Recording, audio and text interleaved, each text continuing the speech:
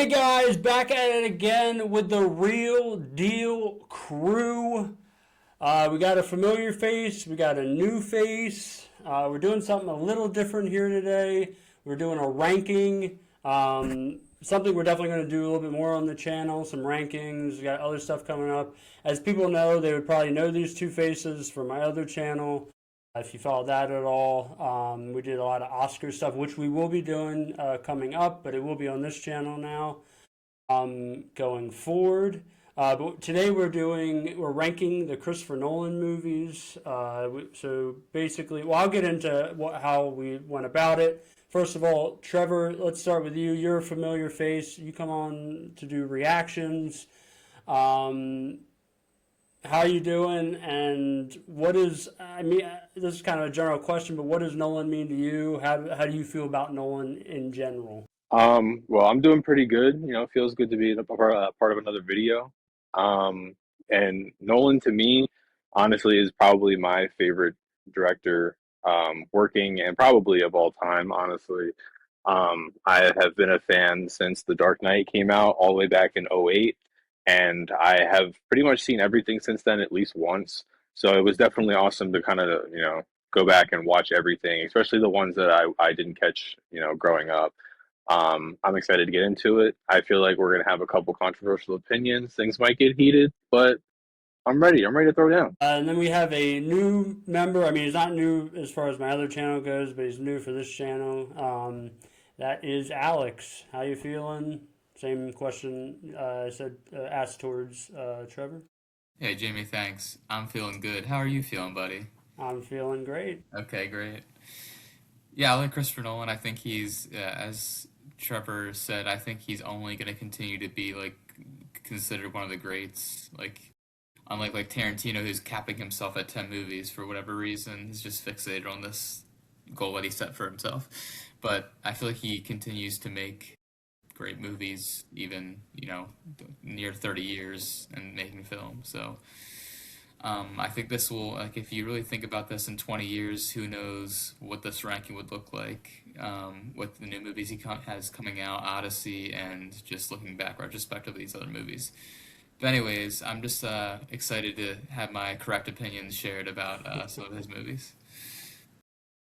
Yeah, I mean, I love Nolan's filmography. He's probably one or two as far as my favorite directors go. He has so many of his movies are in my top end as far as favorites of all time. I think he did a lot to revolutionize film, and I just his movie. He's one of those directors that like every movie that comes out now feels like an event, which is awesome. I mean, that's what a theater experience should feel like. It feels like you have to go see the newest Nolan when it comes out, no matter what it's about. That's, I guess that's one of the biggest reasons I enjoy him so much. But yeah, I'm really excited to get into this ranking, see how these guys. I mean, because I don't really know. I mean, none of us know the ranking. I mean, I know what 13 is because I just got sent it. But so basically, what we do, you have the 13 movies. Each of us sent a separate person a list of our list in order, and then we average them out, and we go over that averaged out list, and we discuss it and debate it, and see who has the most correct list at the end. I guess I'm excited to get into it. Anything else you guys want to say before we hop on into number 13? Do you want to shout out the person who made the list for us? Oh, yeah, even though he's never been on this channel, thank you, Andrew. Andrew Long. Thank you, Mr. Long. Andrew Long. The Real Deal crew coming right at you. Let's get into number 13. Drum roll? No? Okay. Is the following Christopher Nolan's debut film. I had it at 13. I also had it at 13. I had it at 12. Interesting. So Wow. I actually think. Is that because What? you missed? What, Alex? Is that because you missed one? Yes, there's 13 on here now. I promise. I Are you can sure you count. had a 12, or did you actually have a 13? No, I actually had a 12. Yes. Okay, just to make sure. No, Wow. we're good. Okay. I mean, I don't know if we should start with Trevor since he was Trevor, the you love this oddball. movie. You start first. All right, Alex, you start first, then, buddy. No, it's okay. I'll default to Trevor. Okay. No, Trevor, Um, please go ahead. I guess I liked it a little bit more than most. I guess as like a directorial debut, I feel like this movie has like Nolan fingerprints all over it. It definitely gives me the vibe of movies later down his filmography. I seriously didn't know anything about this going into it. First time watching it specifically for this video, and I was thoroughly entertained.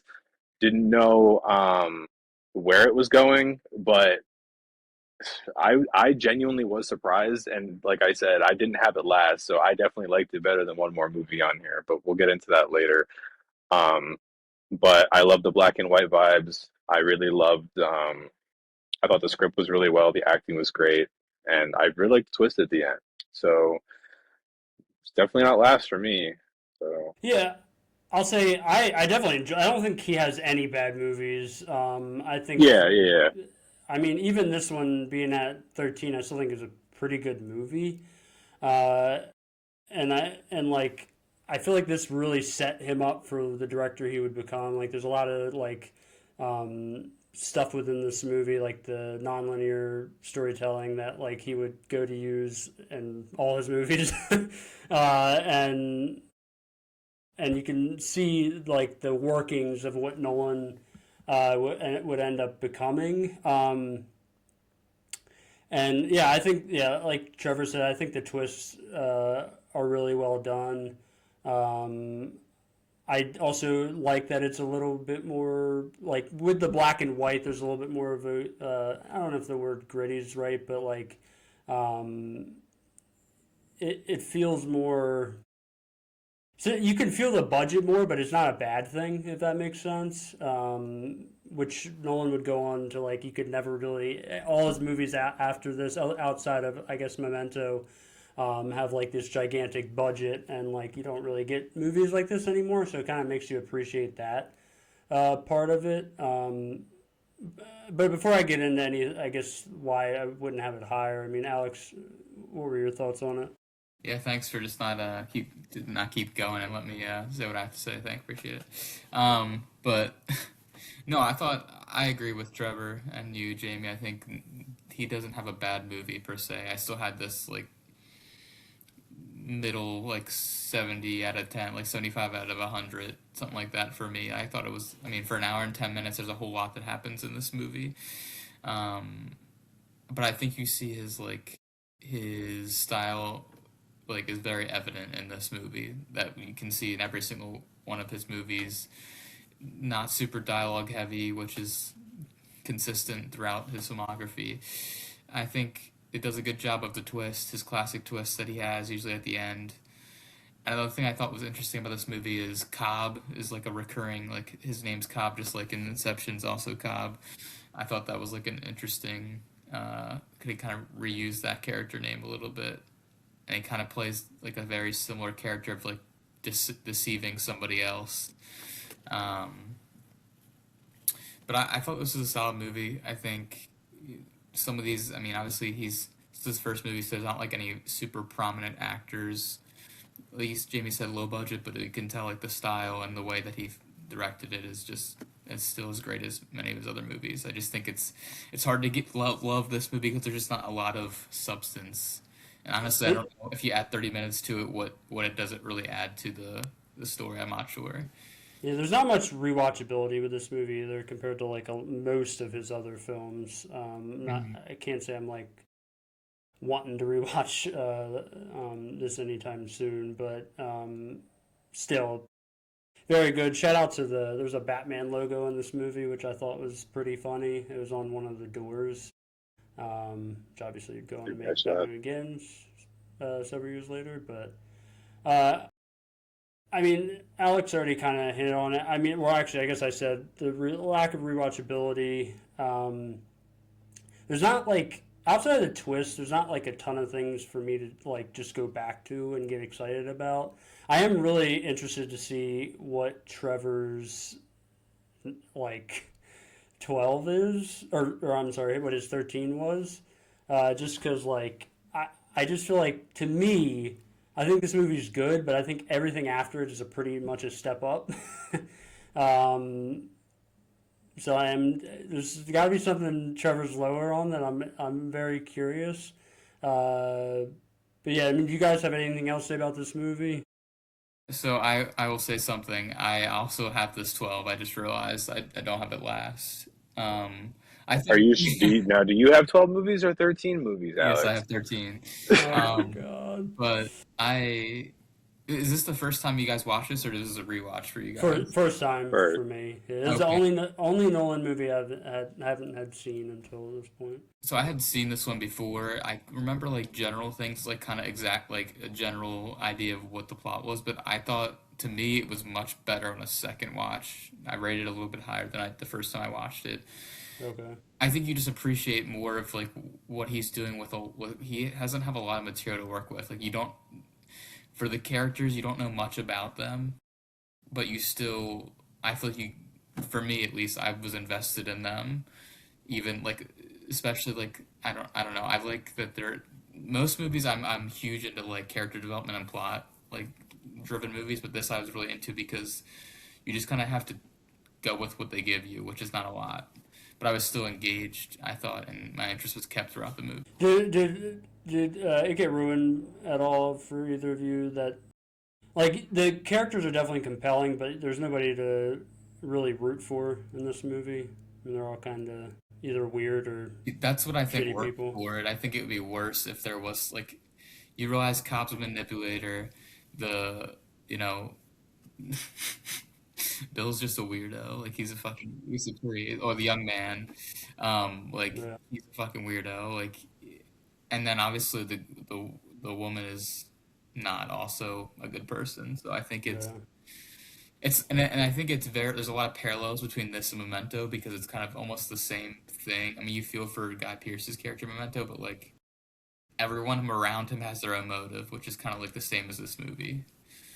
yeah, Also, shout out to the score. I thought the score was really eerie.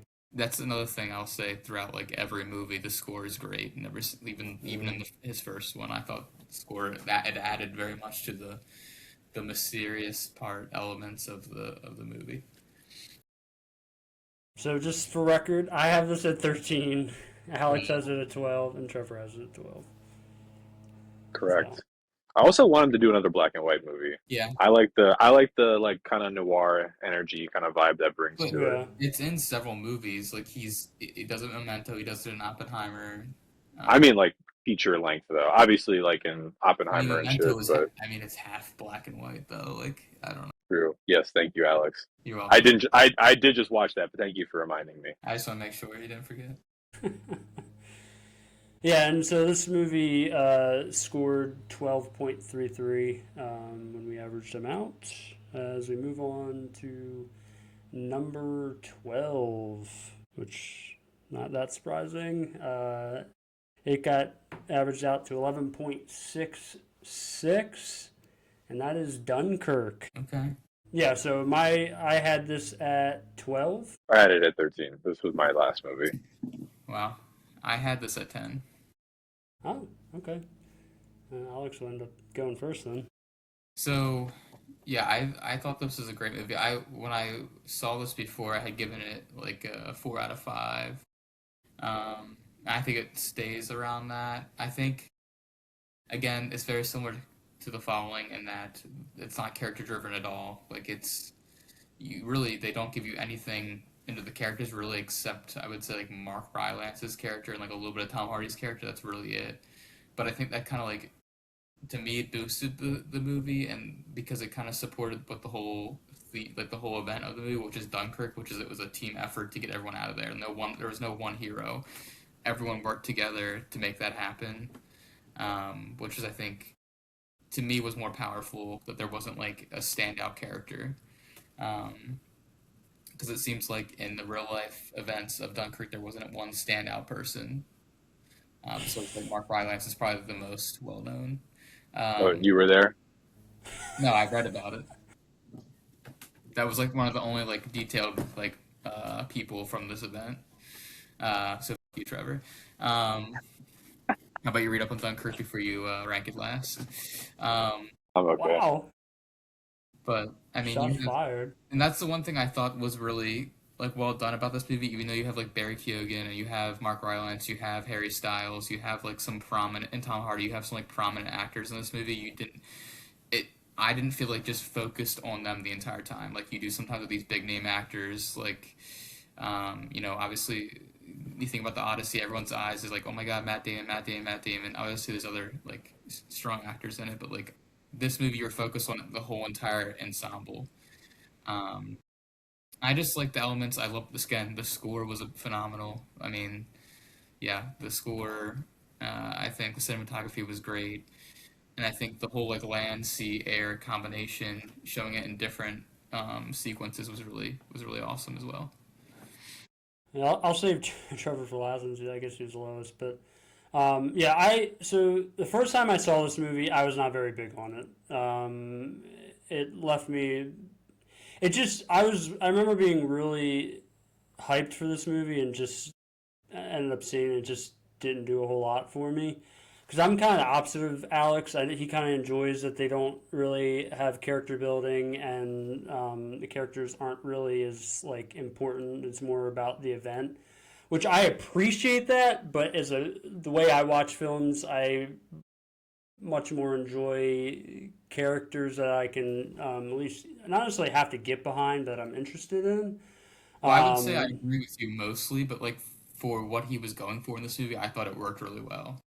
Which I agree. I think for what he was going for, I understand why he did it that way. Like it's just like from my personal like the way I watch films is not one of my favorite things. But what I will say, I think this movie is shot.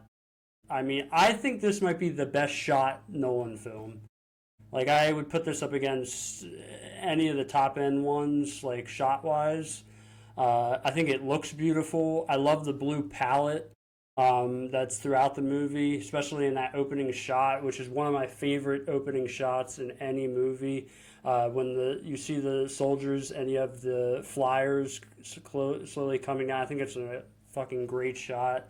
Um, I love the air scenes with Tom Hardy. Like I think those are some of the best sequences throughout this movie. Um, but yeah, I mean, I just think this movie definitely, what I was saying, this movie definitely grew on me the second time, and I definitely appreciate it a lot more. Granted, I know I only have it at 12, but like I said before, most of his movies are either good to great, so it's not really like, I don't think this movie is like mediocre or anything like that. I think it's a really good war film. My only difference is I wish I was a little bit more invested in the character stuff, but like overall, I think as an event film and as just painting like all the pain and suffering and all the crap these soldiers are going through, I thought that stuff was really well done. So yeah, Trevor, why do you hate this movie? So, Jamie, I hate this movie because no, I'm kidding. Um, so far from hate, actually, I think you guys did a great job touching on everything. I think that the one thing that kind of just like kept me thinking was, I guess whenever the credits were just rolling, I was just wondering like that was it. Like it wasn't bad. Like the journey that the movie takes you on to getting these soldiers out of that situation is it's a good story. But I guess at the end, I was just kind of like wanting more in a sense. I mean, I think that you guys touched on all the good things about like the score, and it is definitely one of the best shot Nolan movies. I don't know if it's number one, Jamie, but I think definitely think it's up there. And then I do think that the teamwork dynamic is definitely shown in a really good way. I feel like everybody definitely gets their time to shine, and I really don't think that there's like a true clear cut like main character in the movie. Um, I think but Tom Hardy is my favorite, but yeah, Hey yeah, guys, Tom Hardy's Jamie's favorite. just so you know. Alex, um, you don't think this is one of the best shot movies? Oh yeah, no, I said that it was. Okay. I mean, it was shot amazingly. I mean, that's why I think I have it 10. Like technically, I think this is probably. I mean, this is top two movies for him technically. I do. Trevor, in case you didn't know, the British, the Americans, the Allied forces, they beat Germany in Yeah, World War II. If you're wondering what yeah, happened I after did this know movie, that. Yeah. um, but I do agree. I can see. It's just like this is not like an Oppenheimer. It's not a Odyssey. It's not like a. This is a very small like piece of the whole puzzle of World War II. So I think like it, and I think that's kind of like to me. I don't know much about like Nolan's motives in choosing this as like the topic for the movie, but I'm assuming this is something that was really personal to him that he wanted to make a film about. But in the grand scheme of things, this is like a super minor event in World War II. Um, but I think that's what it was meant to be. It was just meant to highlight those people that were the soldiers that were on the beach, soldiers that made it back, and the soldiers that didn't make it back. Um, but I can see like exactly what you're saying. Like it is not like I don't think this has very much rewatchability at all. Yeah, there's certain scenes like just if I want to like you said from a Let me technical guess, Tom Hardy. standpoint, from a technical standpoint and just how well it's shot, that I'd be like, oh, that's honestly there's a lot of good scenes that are like good posters that Yeah, Yeah. are great, especially that opening like I mentioned before.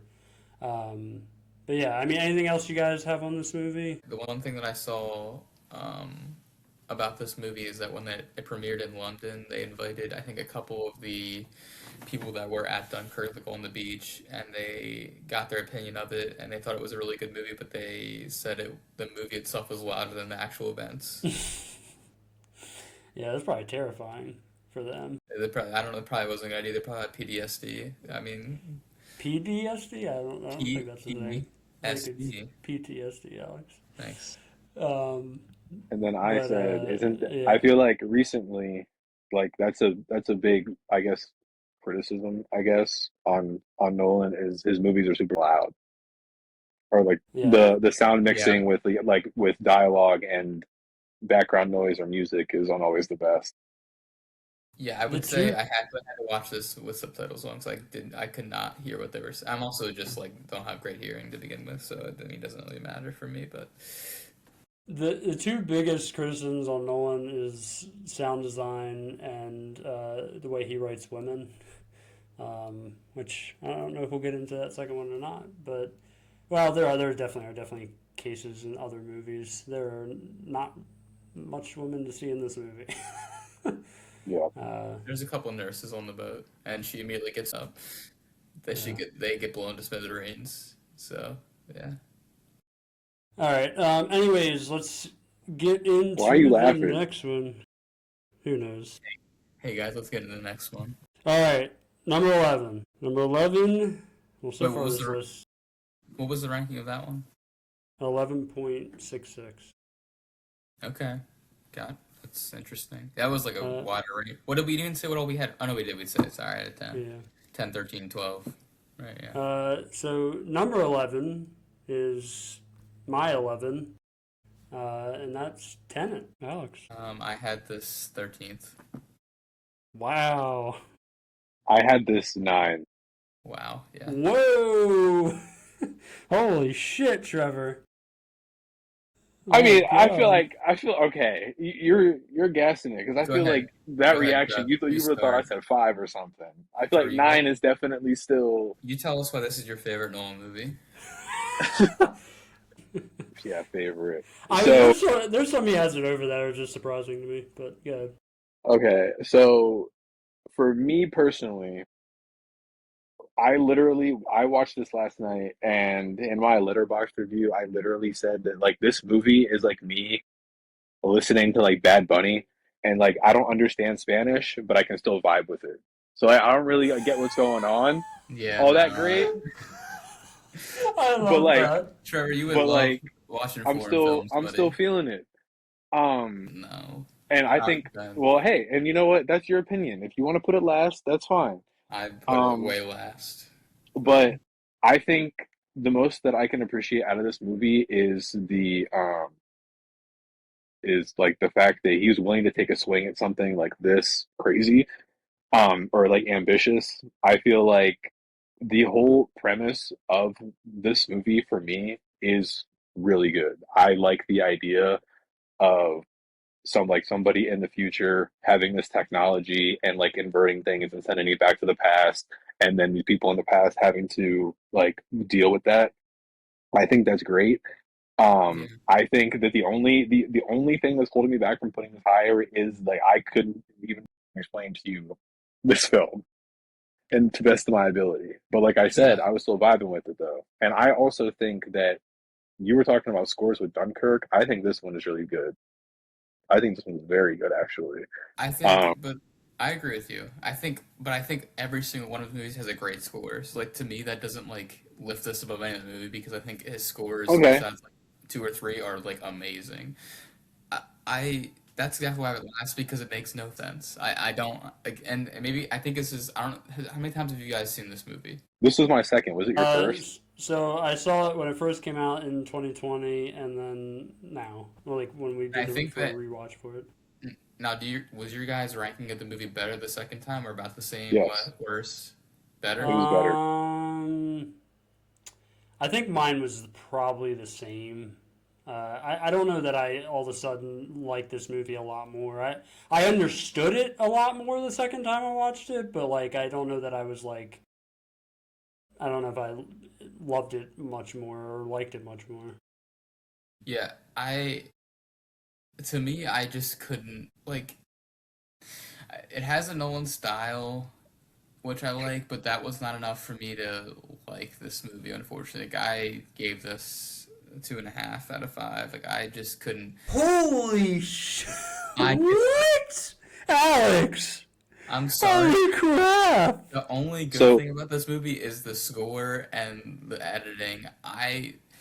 So to me, watching this movie is like, you ever start writing a paper for school and it's a big paper, it's very time consuming. You get halfway through and you're like, this makes no fucking sense what I'm writing. This is a hard, I should show something else, but it's too far to go back. You're already halfway there, you just have to keep going. And I feel like he had this great concept for a movie with like a futuristic type thing like he had going, but he couldn't connect the pieces. And I think even watching this, if I do watch this ever on a second viewing, I think I will understand it more. I don't know that I'm going to appreciate it more necessarily. I just think he's trying to do too much, and he. I will get to this later, my critiques of Inception, but like this is like a worse version of Inception. I think the things that work for Inception didn't work here for me at all. Like I the dialogue is so bad. I feel the dialogue is so bad in this movie. Good, Trevor. well, I was just gonna say, like, on first viewing, obviously, I was feeling the same way because on my first viewing, I gave it a three, a flat 3 out of 5. And then, like you just said, that on the second viewing, you feel as though you would understand it better, but you don't think that you would rate it any higher, even though your only criticism was it made no sense. And that's So the I'm just thing though, like, like why I shouldn't have to have multiple watches of a movie to like Memento, for example. Like yeah, a second watch you understand more of it, but you still have a general idea. I didn't understand like the twist at the end. Like cool. I just don't. I See, can't. I definitely disagree with that. The idea that movies, if you don't understand the first time, I'm that not saying you don't understand it. Like okay, like there's certain elements you don't understand. Like to me, the first scene in this movie was awesome, and it only went downhill. Like it didn't get any higher than the first scene in the movie. The first scene in the movie, I was like, wow, this is like interesting. And then as you continue to go down this rabbit hole, I just get less and less interested. Um, Trevor, what'd you rate this movie out of 5? so it went up a whole star for me. Yeah. Yeah, I think I also had a 4, 3.5 or 4. I can't remember, but uh, I think it's like yes, it's very convoluted. Yes, even though I understood it more, the average moviegoer is not going to like this movie because it's super confusing. It does the opposite to me of what Inception does in some ways. Like I think Inception has a lot of exposition, where this movie I feel like doesn't do that doesn't try to do that as well, in my opinion. They definitely explain stuff, but they're not like, because Inception is constantly, which I don't mind, but people's issues with Inception is that it's explained so much that like throughout the movie, where I feel like while this movie is, I don't think it beats you over the head with it. I don't think But so. with that, what? I was saying I agree with you. I don't think it is either. But yeah, I think this movie's kick ass. I think it's a fun action film. I like the scenes, even though they're kind of wacky and ridiculous. The fight scenes where they're doing it. What is it? The inverse or what is it? Yeah, Yeah, like one's inverted and one's regular. Inverted. Yeah. Yeah. Yeah, I like those scenes. I think they're wacky. It's way different than a lot of his films, as far as like just how ridiculous it is in moments. I thought John David Washington is great in this movie. I thought he was great with Robert Pattinson. I thought they played really well off of each other. Funny enough, that my issues with this movie are less about like the concept and more that some of the cat stuff I'm not a huge fan of. I think a lot of her storyline, when they are in that storyline, I just don't care as much. I don't really think I don't know if it's to do with her writing or whatever. I just don't like, I get they were trying to like build up Kenneth Branagh's character as like this evil guy, so they had to have her. But like, I just like when she was on screen, and not because she's a bad actress, but just like I didn't care about that storyline. I wanted more of like the concept and how cool it was. And I feel like that sometimes that would pull you away, even though it did connect. Um, Yeah. I do think it is interesting to see if this movie will maybe continue to grow on me. I don't know. I do think it's a fun watch. Uh, but it is also, I think for a first time watcher, it's a tough watch because you don't, you have to be paying attention. If you're somebody that doesn't stay glued to a movie and you fidget a lot, this is a tough movie for you to sit through. Because you have to be paying attention because they aren't going to explain things nonstop. They give you a little here, a little there. But yeah, I don't know. I guess, well, Trevor, if you want to speak more on it because you were the highest, but if not, Well, I I'll was just speak gonna on it. say, do you two think that would you say that this is his most ambitious like movie, like his biggest like swing as a filmmaker? biggest swing, that's a good question.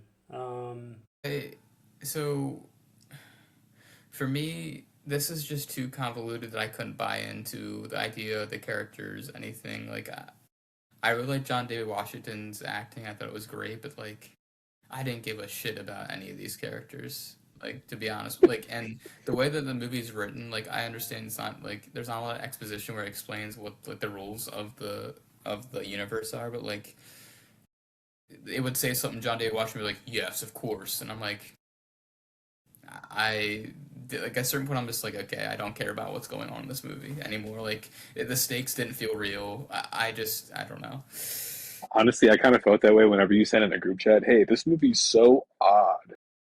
I was Like like, it's okay, I have a feeling his I rating's not going to be that good. I will say, Trevor, do you want to ask your question again since Alex just totally glossed over it? Yeah, I said, do you think this is like his most ambitious film, like as a filmmaker? Like, do you think? I don't know. I feel like I would say that it is, or at least like most original idea. I mean I Well, mean original idea I would say either probably. that or Inception. If you look yeah, if you look probably at one of the two. his like the movies that he's made, he doesn't have I shouldn't say he doesn't have much, but many of them are remakes or drawing from like original content. Like Oppenheimer's real life, Dunkirk's real life, Odyssey is based off Homer and that type of stuff. Even Insomnia is a Norwegian film. Um, Following is original. Memento's I think Memento's is Memento off a book. I can't remember, but No, like I think Memento's original. Yeah, I but believe his regardless, brother wrote that. so I would say this is probably one of his most ambitious. Yes. I would agree. This or Inception probably. I will say even though it's not original, what he does with Oppenheimer, considering what he's tackling, is pretty ambitious in the way he does it. I would say. how he kind of turns this biopic into this grand movie. Yeah. So I think that one might be in debate, but anything else you want to say? Because we probably should get go into the next one. I would love to Alex, see. I think you should watch it again like a year from now and see I what, don't see think I what will be able changes. to. I just don't have any desire to. I just don't think it's ever going to be a movie that I like. I just, Hey guys, in the comments, let us know. Should Alex watch this again? I'm not going to watch it again. Did you stay awake the whole time? Even if the future's trying to kill me and end the world, I won't watch this movie again. Did you stay awake the whole time? Yeah, I watched it today, and it was extremely painful to watch. I did not enjoy it very much at all. Crazy. So you would say that this is a bad movie, I or don't not think it's a bad bad. movie, but you said it's mediocre because you gave it a 2.5, right? So to me, I think what carries it is John David Washington's acting's great. I shouldn't say great; it's above average. I don't think the acting in this movie at all is that great at all. And like Jamie was saying, Kenneth Branagh's character, he's not fucking believable as a villain. Like, fuck out of here. I'm sorry, but like, See, to me, he was over the top, but I think that was also, there's a part of me that thinks that Nolan pulled from like some of those like 80s, 90s action films with some of like the decision making, especially with some of the performances. I don't know I if you just guys have seen any I of thought like it the was early very Bond convincing. movies, but this is definitely very reminiscent of those. Yeah, Huh. yeah, true. Sure. I All just right, and that well, does not work for me at all. I will I say, don't. what the heck happened to John David Washington to begin with? I feel like This he was had supposed like to be. an awesome run, and then it just like fell off a cliff. Because Yeah, I don't know. he had I this, don't- what, Black Klansman? yeah, and then I don't know anything else since then. Yeah, Well, he it's knows what the future has, ahead of him, so he's just waiting. all right. Next, we're in the top 10 now. Number 10. Oh, wow. Okay, number 10 is The Dark Knight Rises, Wow, with an average score of 9.33. wow. We're only at 10. Or are we at Yep. 11? 10. So that's Okay. I had it at 8. I had it at 9. I had it at 11. Wow, Trevor, you're telling me Tenet is better than The Dark Knight Rises? I personally, But if I had to imagine if pick Anne one to Hathaway rewatch, was moving backwards. Could you imagine if Catwoman was backwards? What were you saying, Trevor? Imagine I don't if know. Batman Jesus went down. Christ. Imagine if Alex, Batman's let him whole finish a damn sentence. What if Batman's whole thing was going down into the jail instead of going No, up? it's Wouldn't okay. that make It's it okay. better? Alex wants to go first. Go ahead. Yeah, it was a good movie. Go ahead, Trevor. So The Dark Knight Rises.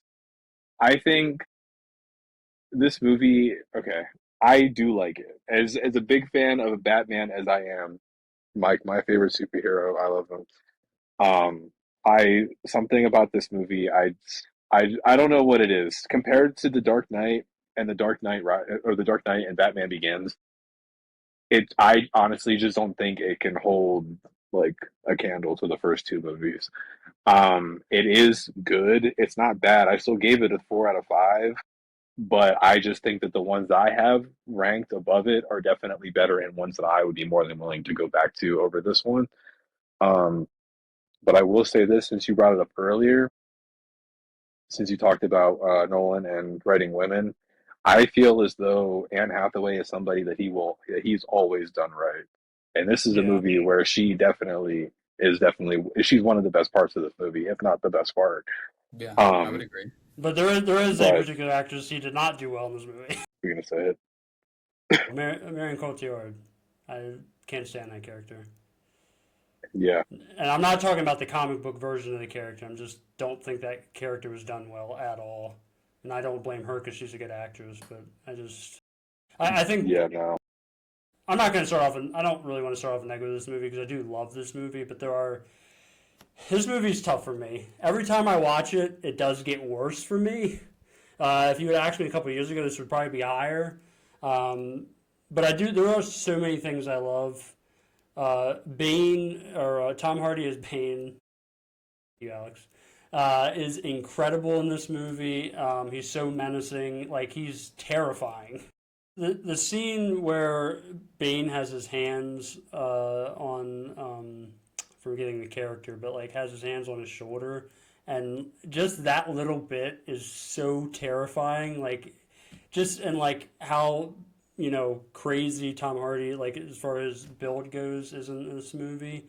Yeah, like a lot of what I love about this movie is the Bane stuff. Obviously, this movie looks great, as most Nolan movies do.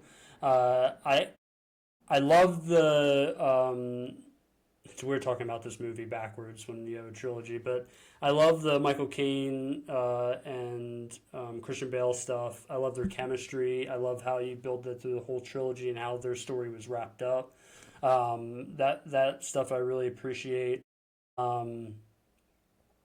There's a lot of obviously the Bane Batman fight, both really good, but obviously the first one was more one-sided. I thought the way they true to the comics, not necessarily in the way it was done, but Bane obviously breaks Batman's back in the comics. I thought it was incredibly well done. What's funny? He breaks his back. I don't know I don't know what movie you're watching, Jamie, but What do you mean? he breaks his back. It's in a comic book. Okay, sorry. Alex, I'm so glad you interrupted me for that, buddy. You're welcome. Now I lost my train of thought. You want That's to go, okay. Alex? Yeah, I think Anne Hathaway, like Trevor said, is one of the best parts of this movie. You guys, I'm assuming consensus this is the worst of the three. Oh, for sure. Yeah. Yeah, I mean, I didn't get into it yet, but once we get into some of the negatives, I have far more negatives in this movie compared to the other two. I mean, I think the worst part of this movie is them showing Heinz Ward and. Oh my god. I mean. Yeah, it's not great. Yeah, it's the worst part. Yeah, Heinz Ward acts like he's not a piece of shit. It's really bad acting. But really bad. All he did was run. Yeah, exactly. So terrible. Bane is like what makes this movie for me.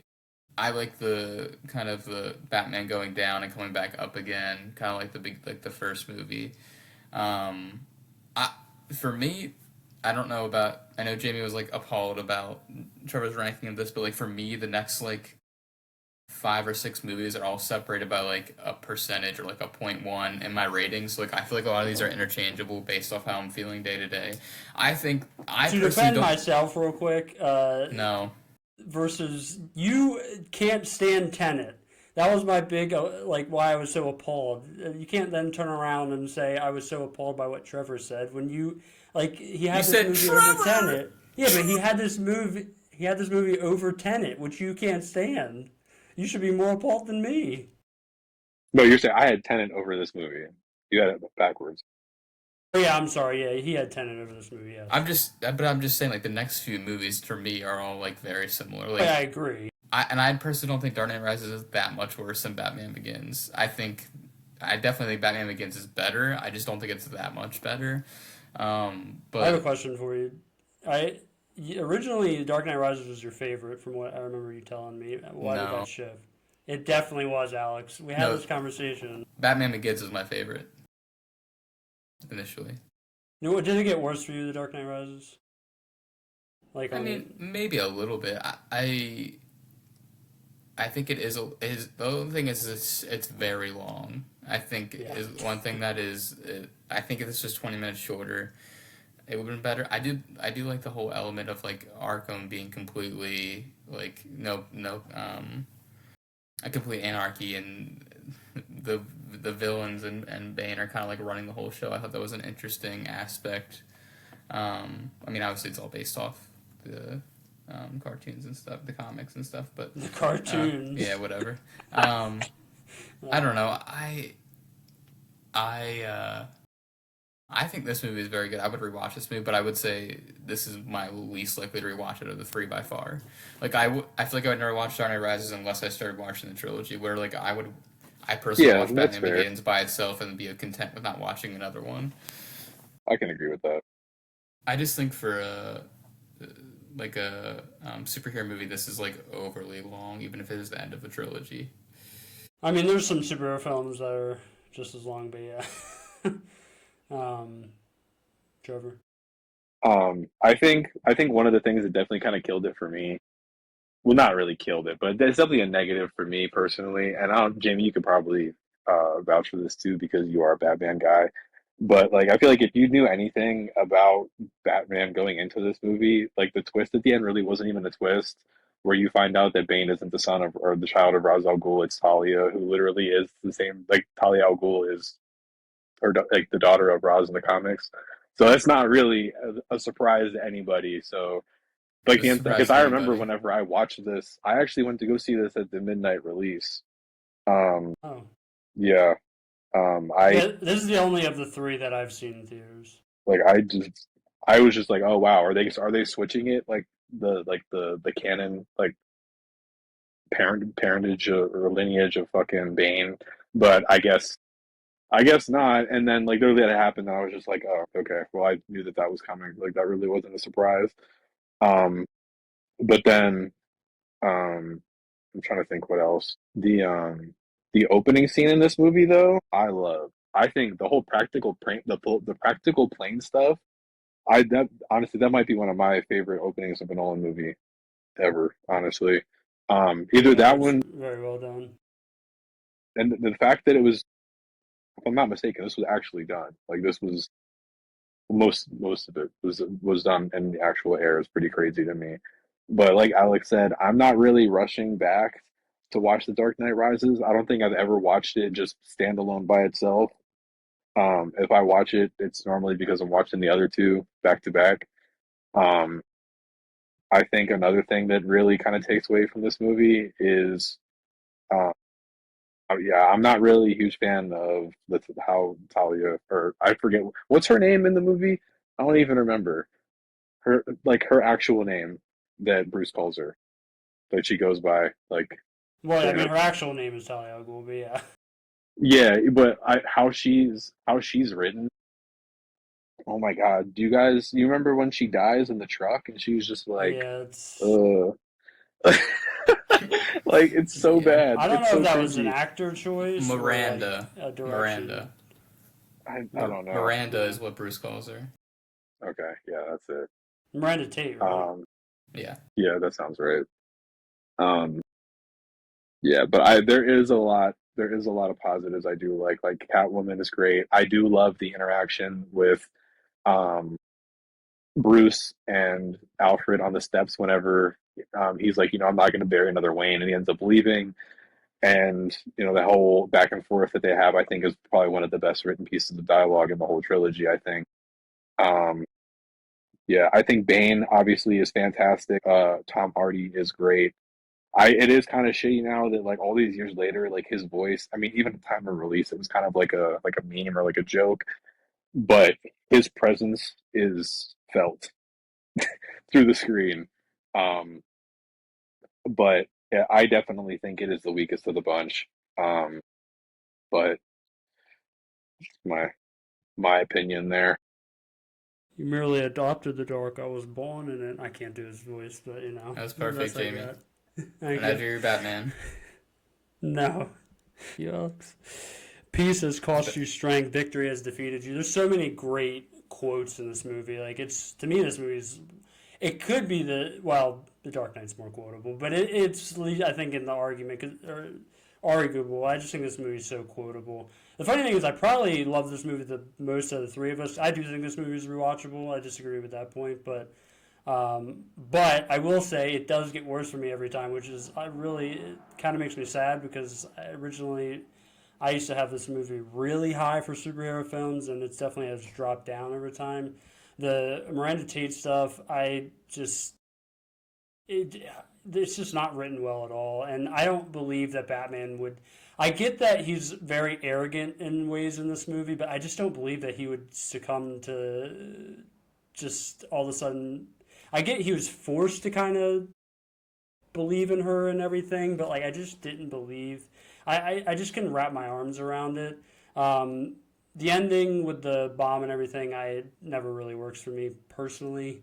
It's very ridiculous. I know it's a comic book movie, but like this trilogy to me is more grounded and a bit more realistic than a lot of the other comic book movies are. So that also kind of throws me off. Also, you set up Robin for Nothing. nothing. Yeah. And just the fact that he figured out who Batman was, I don't know if I love that. It just seemed a little too easy, but it's passable. But through and through, I still think this is like one of my favorite superhero films, even if it has dropped over time. Are those Um, things that you just said the things that get worse with every viewing, or that yeah. you find? Okay, gotcha. I find new things also. Like the Robin stuff worked for me a lot less this time. I think when I first originally watched this movie many years ago, like I was like, wow, like when you're a kid and like I was still fairly young when this came out, you're like, holy shit, Robin. But Yeah. now it's like, oh, we are not getting anything from this. Also, knowing that if, Heath Ledger wouldn't have died, he might have been in this movie. Now I heard, fun fact, that he might have just been what Scarecrow was in this movie. And if that's the case, I hate that. Yeah. Heath Ledger is way too big. That character is way too big to be just that scene. Like the way they kind of screwed up the Scarecrow character, I believed it. But yeah. Anyways, we should move on. Number 9 is wow. I'm like kind of surprised, but number 9 is Insomnia. Average score is 8.66. I had insomnia at 10. I had mine at 10. You had yours at 6. Wow. What did you say, Really? Trevor? Oh, we had the okay. Oh. Yeah. Oh. All right, Alex, you gotta convince us. I'll just have you start off. I thought it was great. This was one of like I think 3 that I hadn't seen of Nolan. A pleasant surprise. I saw it was not rated like the highest out of his overall like on Letterboxd and like IMDb, but I just thought this movie was like because for like Nolan, he doesn't have a lot of movies that are like I shouldn't say a lot. He has very few movies that has a lot of scenes like in nature and I mean, obviously, this movie's in Alaska. Even though it was filmed mostly in Canada, but It's that's not the beautiful. point. But I thought the cinematography was great. I think it added a lot to the whole kind of feeling of like dread, confusion, uncertainty of the movie with there not being any like nighttime, and I think it just to me was like a crime movie with there not being the element of darkness and time to do things without being caught. I thought was like an interesting element, especially when they set up the house to try to catch the person. But then there's the added element of the fog. Even though there isn't the dark, there is another element that makes it hard to see what's going on. Robin Williams, I thought, was surprisingly very good as a. Surprisingly? I've never seen him as a villain before this either, so I I've was never very seen him. surprised. You watch Patch Adams and you watch this movie. You tell me you think he's going to be. I've never seen Patch Oh, Adams. okay. Well, go watch Patch Adams, Jamie. But I just was like, he was believable, and I think Al Pacino. It's just Al Pacino. I mean, he just kills it. He's the man. He's the man. He's just great in this movie, and I think I think this movie has a lot of quotable lines in it as well. Like surprise, like as of his there, I saw a thing on Twitter. Is like, does Nolan write any jokes ever in his movies? And I thought there was a lot of like funny parts in this movie. Like at the very beginning when they first get into Alaska, and they're out to dinner, and Al Pacino asks what they have, and it's like every entree is halibut, and he's like, I can't wait to have see what they have for dessert. Like I thought that was funny, and I think you're about as mysterious to me as a I was is about to a to say fucking it. plumber. That's a hilarious line and a great crucial moment in the movie. I have it in think. my notes. Thank you. I do too. And I also love the ending, and I think the situation Hilary Swank was put in, like to kind of like determine basically what kind of cop she's going to be going forward. She's great in this movie too. I think like it was very very well written. Obviously, again, this is the remake, but. I heard the original's better. I've never seen it. Yeah, it's still in Skarsgård, actually. I haven't seen it either, but I just love this. I thought it was a very tightly written, like fast paced crime thriller with a lot of like drama. Again, this is another thing. Like I really love they don't dive into super in deep to what was going on in L.A. With Al Pacino's character. Like I like that element because it really is not pivotal to the story at all, and. I just like the multiple moving parts the whole way throughout the movie. Yeah, I was gonna say I feel like you pointed out this earlier, but I want to cut you off. I feel like Alaska, and I know it's not necessarily shot in Alaska, but the idea of Alaska is almost like another character in this movie. Like it just puts so much in front of the main characters, builds great atmosphere. Also, the idea, or like as far as it being, what was it, like 80 Days of Light or whatever it was, that just adds the insomnia factor. And like, yes, I imagine if you're a newbie there, how hard that would be to fall asleep would probably be tough. I would imagine. Granted, I would imagine Alaska would probably have more. Most of their like hotels and shit like that would probably have rooms that didn't have that much sunlight, but Yeah. Or like just working night shift, having blackout curtains in any room at all. Yeah, would have been helpful. Yeah, But anyways, but I agree with Alex. Like, this movie grew on me the second time. Like grew on me more. I liked it the first time. I liked it more. It's funny because this movie probably for me could have been probably one spot higher. I was really in debate with this and another movie, but I agree. I just Me too. like I decided to go with the other one. But like, yeah, the setting is like my favorite thing about this movie. But Al Pacino is great, as Alex said. Robin Williams is great. Hilary Swank's great. And it's also like I kind of wish Nolan will go back to this at some point, like this type of thriller. It's not like I agree. It's definitely a bigger budget than what beforehand, but like it's not as big feeling and grand as what came after that, because after this movie's Batman Begins, so like it's pretty much from there on is just at that point. Yeah.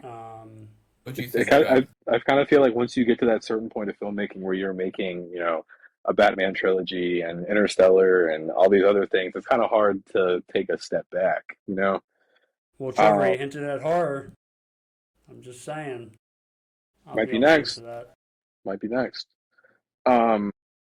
This movie is so good. Honestly, I this was my first viewing, and I did not know much of anything about it at all. I was honestly very surprised. Like I said earlier, this was the first time I had ever seen Robin Williams in like a villain role. And like Alex said, I think he knocked it out of the park and was very believable, but also like kind of intimidating, like the way that like how calm he was and calculated, and it seemed like he was definitely like one step ahead of Al Pacino's character, and like in every interaction they had, and like calling him at like all hours of the night, he's trying to sleep. And the thing with like him, the insomnia part is like, how much of that do you think it was overnight, but it was really probably just during the day, and he just had zero idea what time it was anymore at a certain point with Al Pacino's character? That's crazy to believe. I think like, do you think, he said it when he first like got there in Alaska that like he's like, this person definitely is going to kill again, and they've probably killed multiple people, and then towards the end, like I think for me at least, I don't know how you thought about it, Trevor. It seemed like how easily he just overtook Hilary Swank. Like you obviously think that he probably has killed multiple people. Oh, it definitely came across that way. But the thing is, it's like he plays it off so well. It's like, do you believe what the story that he's telling the cops is what is like what actually happened, or is he just kind of like playing them for a fool and just like, oh, this is the first time this has ever happened. But like you touched on a little bit earlier, the ending of this movie I think makes it for me, where it's like I Hilary agree. Swank has this um this moment where she's like, hey, I can throw this away. This doesn't need to happen. And, your name is basically like saved. And she's like, I'm stopping you from making the same poor decisions that you clearly done, which we don't hear much about his time in LA. And just, I would rather your job and,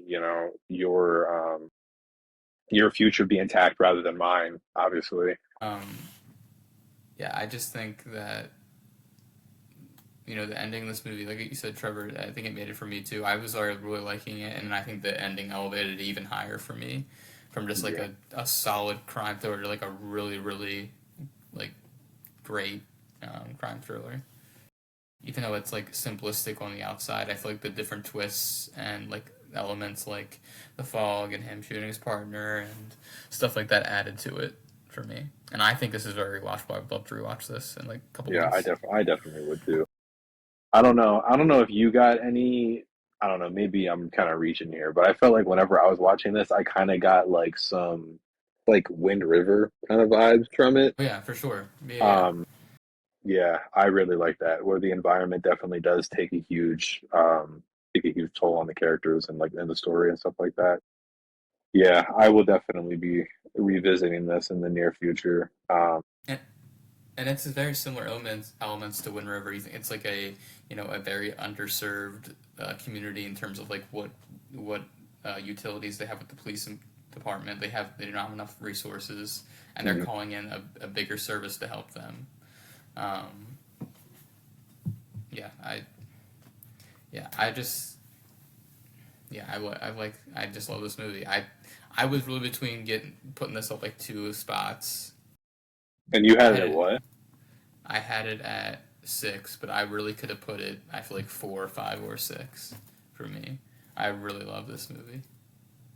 I don't know if watching the original would make it worse for me or not, but it would be interesting to see like what the difference is between the original and Nolan's remake. Yeah, that would be interesting to see. I know I'm really late to this. I just remembered now. Back to The Dark Knight Rises for a second. My cousin was an extra in that movie. All right, we can No, move on. that's awesome. Who, Damien? My cousin? Yeah, like your cousin. No. Alex, Jamie, what's the stop. next movie? Who, Yeah, who what cousin? Um, the family that my uncle married into. His name is Liam. all right. Hell yeah. What When part Yeah, was he shout out to was Liam. what when part was he in? when are we at? We're at nine, right? Nine, No, eight. 8, right? 8. Yeah. What part is he in, Trevor? I don't know if you remember, but there's a point when like Joseph Gordon-Levitt's character is like walking through like the boys' home, and Yeah. like there's a bunch of kids on the floor like playing games and stuff. He was one of those kids. Was he winning the game? I don't know. This was like 14 years ago. Damn. Yeah, no. All right, so number 8. Hey guys, we're almost halfway. Not even halfway there. Number 8 is The Prestige, Yeah. with an average score of 7. I had this 8. I had this at 9. I had it at seven. Well, I guess I get to start for once. I had the most. Well, we're all not too crazy off of each other though. All right, yes, The Prestige. I guess I'm the lowest, even though I think this movie is awesome. Um, Two great performances from Christian Bale and Hugh Jackman. Uh, I love how they kind of portray this rivalry that starts off somewhat innocent and then like turns into this just two people trying to just really just screw each other as much as possible, and not in that way, Alex. Thank you. I did watch the I, movie. Oh, wow. I didn't know how you would turn that around. Uh, Hey, well, well, okay. But yeah, I mean, Michael Caine, I mean, what can you say? This guy is just great and everything. yeah, does he miss Um, in any performance ever? Like, yeah. he's him. Even when he shows up in Tenet for like 5 seconds, you're glued in for like those 5 seconds just because it's Michael Caine. But yeah, I mean, all the great twists in this movie. I mean, some of the best twists back and forth in any of Nolan's movies. It does get twist heavy, so maybe that's a detractor for A little bit. some. Yeah, that's what I Um, was gonna say. For me, that's why it was ranked a little bit lower, like than the other ones. Is that at a certain point it was too many twists, especially on a rewatch. I feel like it was like I was like, all right, dude. oh, But yeah, another actress that like I feel like definitely is in stuff, but like doesn't get like just to me should be in more stuff is Rebecca Hall. I think she's really good in this movie, and she's great in other things. Um, I think her character's written well. I mean, she's not like a forefront, but like also her story is really sad, and how she's kind of treated within the movie. hmm But yeah, I think this movie's a lot of fun. It is dark, but there's the fun part of it is the magician kind of stuff, and just the lengths these guys will go to try to beat each other and get have the best magic trick. But yeah, I mean, I guess I was wait, was I the highest or lowest? Lowest, right? Yeah, I had a Hmm. 9. no, I thought you had 7. I had 7. Okay. Yeah, I had it at 9. You had it at 8, right? Yeah, I don't have much to add really. I agree. The great acting, Hugh Jackman, Christian Bale was a very well acted movie. This is the second time I've seen this. I will say like the ending didn't hold up as much for me. The first time I watched, it, I was like, "Whoa, that was like a crazy, like great ending." The second time, it didn't work for me. I think it was just there's just too many twists and turns, and I feel like outside of like Rebecca Hall was great, but like there wasn't enough of her in this movie. I feel like outside this movie is meant for Christian Bale and Hugh Jackman to just carry the load, um, which unfortunately like I feel like there's other great actors and actresses that weren't as prominent in this. I think the movie could have been a little better if you included more of them in it. But like David Did you like Bowie, ScarJo? yes, I think Scarlett Johansson was decent. David Bowie's in it for like 3 minutes, and I think that's just like I don't know, wasted opportunity. But you can't complain about this movie. It's entertaining. It's great acting. It's a cool subject. Um, yeah. What's Trevor? Why did you have this higher? I mean, we all had pretty much the same, but Yeah, I mean, I you guys definitely touched on all the positives. But I think one of the negative, well, I don't even know if it would be a negative because it's kind of on me. Is like I was definitely late to the party on this one. Like I only watched this for the first time, I think like last year. So like I I had was already so good had you the forgot ending. about it. Oh yeah, totally. I had already had the ending spoiled for me Oh, that before sucks. then. Yeah, so I kind of already knew. Well, there were some things that like were definitely I wasn't expecting, but like the main big like twist at Yeah. the end, like I had already seen coming. So it definitely didn't hit as hard. But I do definitely think that I think that arguably this might be one of the best performances of Hugh Jackman's career. I think Hugh Jackman is great in this movie, and honestly, I feel like it's a shame that he's never got to collab with Nolan again after this. I Um, agree. but I do like the whole magic thing, and like Jamie said, like the lengths that they're willing to go to like one up each other, and just for I guess like public appeal is definitely like the craziest thing about it. What were you gonna say, Jamie? I was just going to say, would you take his performance or Hugh Jackman's performance in this over Prisoners? I I wouldn't. think no, I would put Prisoners. I think Prisoners, Prestige, and Logan are like top three. However, you would put those and sort them, Logan might be my highest, but they're He's really definitely good in all Logan. up there. Um, but this came out after Batman Begins, right? yeah, a year after, which is crazy. To do a movie Yeah, as big as Batman Begins and then turn around and do The Prestige is insane. Yeah, it's pretty wild. But yeah, I mean, I guess y'all ready we do need to Yeah. kind of go. I feel like this was like in terms of Nolan's movies, I feel like this is the most middle of the road movie. Like it's solid, Depends but on it's who you not ask, phenomenal. But I think Some if you people, rewatch it, if you watch Some it a people second love time, this movie. I think if you watch it a second time and take it for what it is not because the first time I watched it, I thought it was really fucking good. I thought this was gonna be the time lesson until I rewatched it. so then your score went down Well, the second time. Would you rate it the first time and then the second time? Well, I watched this years yeah, I was ago, gonna say he probably doesn't but remember. Okay. I gave it on IMDb. Gave it a 10 out of 10, which is like just ludicrous. But I give very few movies. I feel like 10 out of 10 or like 5 out of 5 now. But I just don't like it. To me, the twist, he gets lost in the twist for this movie. Like it tries to be too clever, I think. I got swayed a little bit because Austin and Brandon did a reaction to this movie on the channel. Make sure you'll check that out. It'll be in the description. I got swayed by this movie because those guys were like so wowed by the twist, and it kind of got me back into like how awesome the twist was when I originally saw it. Actually, this movie did grow on me more the second time compared to, I guess, Alex. It's still not like one of my higher movies, and I do agree it's more middle of the road Nolan versus one of his best. Some people have this as like his best movie, and I just cannot get there with that. I just think there's I way agree. better movies that he's done. But to each their own.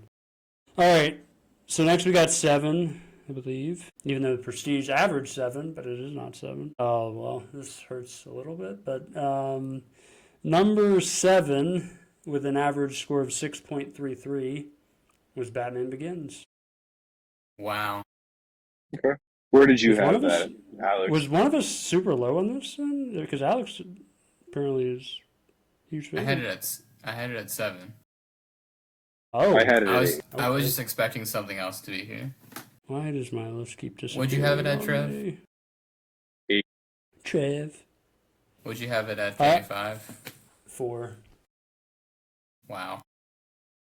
All Yeah, right. that's again. insane. That's insane. Not to me. I love this movie. But I guess I'll go ahead and get into. I also really like this movie, but like, yeah. Apparently, I like it a lot more than you. I Yeah. guess. There's only having 2 other movies that are above it that aren't Batman is crazy. Because you Dark Knight 1, obviously, are top 2, and then you only have 2 other movies above it is like non-Batman movies is crazy anyway to me. But anyways. Yeah. Anyways, this is. I've probably seen this superhero film more than any superhero film. So some of it I won't deny is nostalgia. This movie meant a lot to me growing up. I've owned it on DVD for a very long time. I think it's the best origin story other than maybe Iron Man, as far as superheroes go. The way they kind of take you on this journey with Bruce, with Ra's al Ghul is so well done. I think Liam Neeson's really good in this movie. Again, shot beautifully, as every Nolan movie is. Great score. I think even though my biggest criticism of this movie at times is Scarecrow, I do like a lot of the scenes in it. I just wish we got more. And Cillian Murphy is great. This is his first with Nolan, right? Yeah. I believe so. Yeah. And Well, no. Yeah. Yeah, I think so. yeah. And I love Alfred. His relationship with Bruce is so well done in this. Michael Caine might be one of my favorite parts of this movie. He's just so great in every scene. There's so many quotable lines in this movie. Another criticism, I guess, is, and y'all are probably, Trevor will probably be talking about this a little bit more than me, is Katie Holmes as Rachel.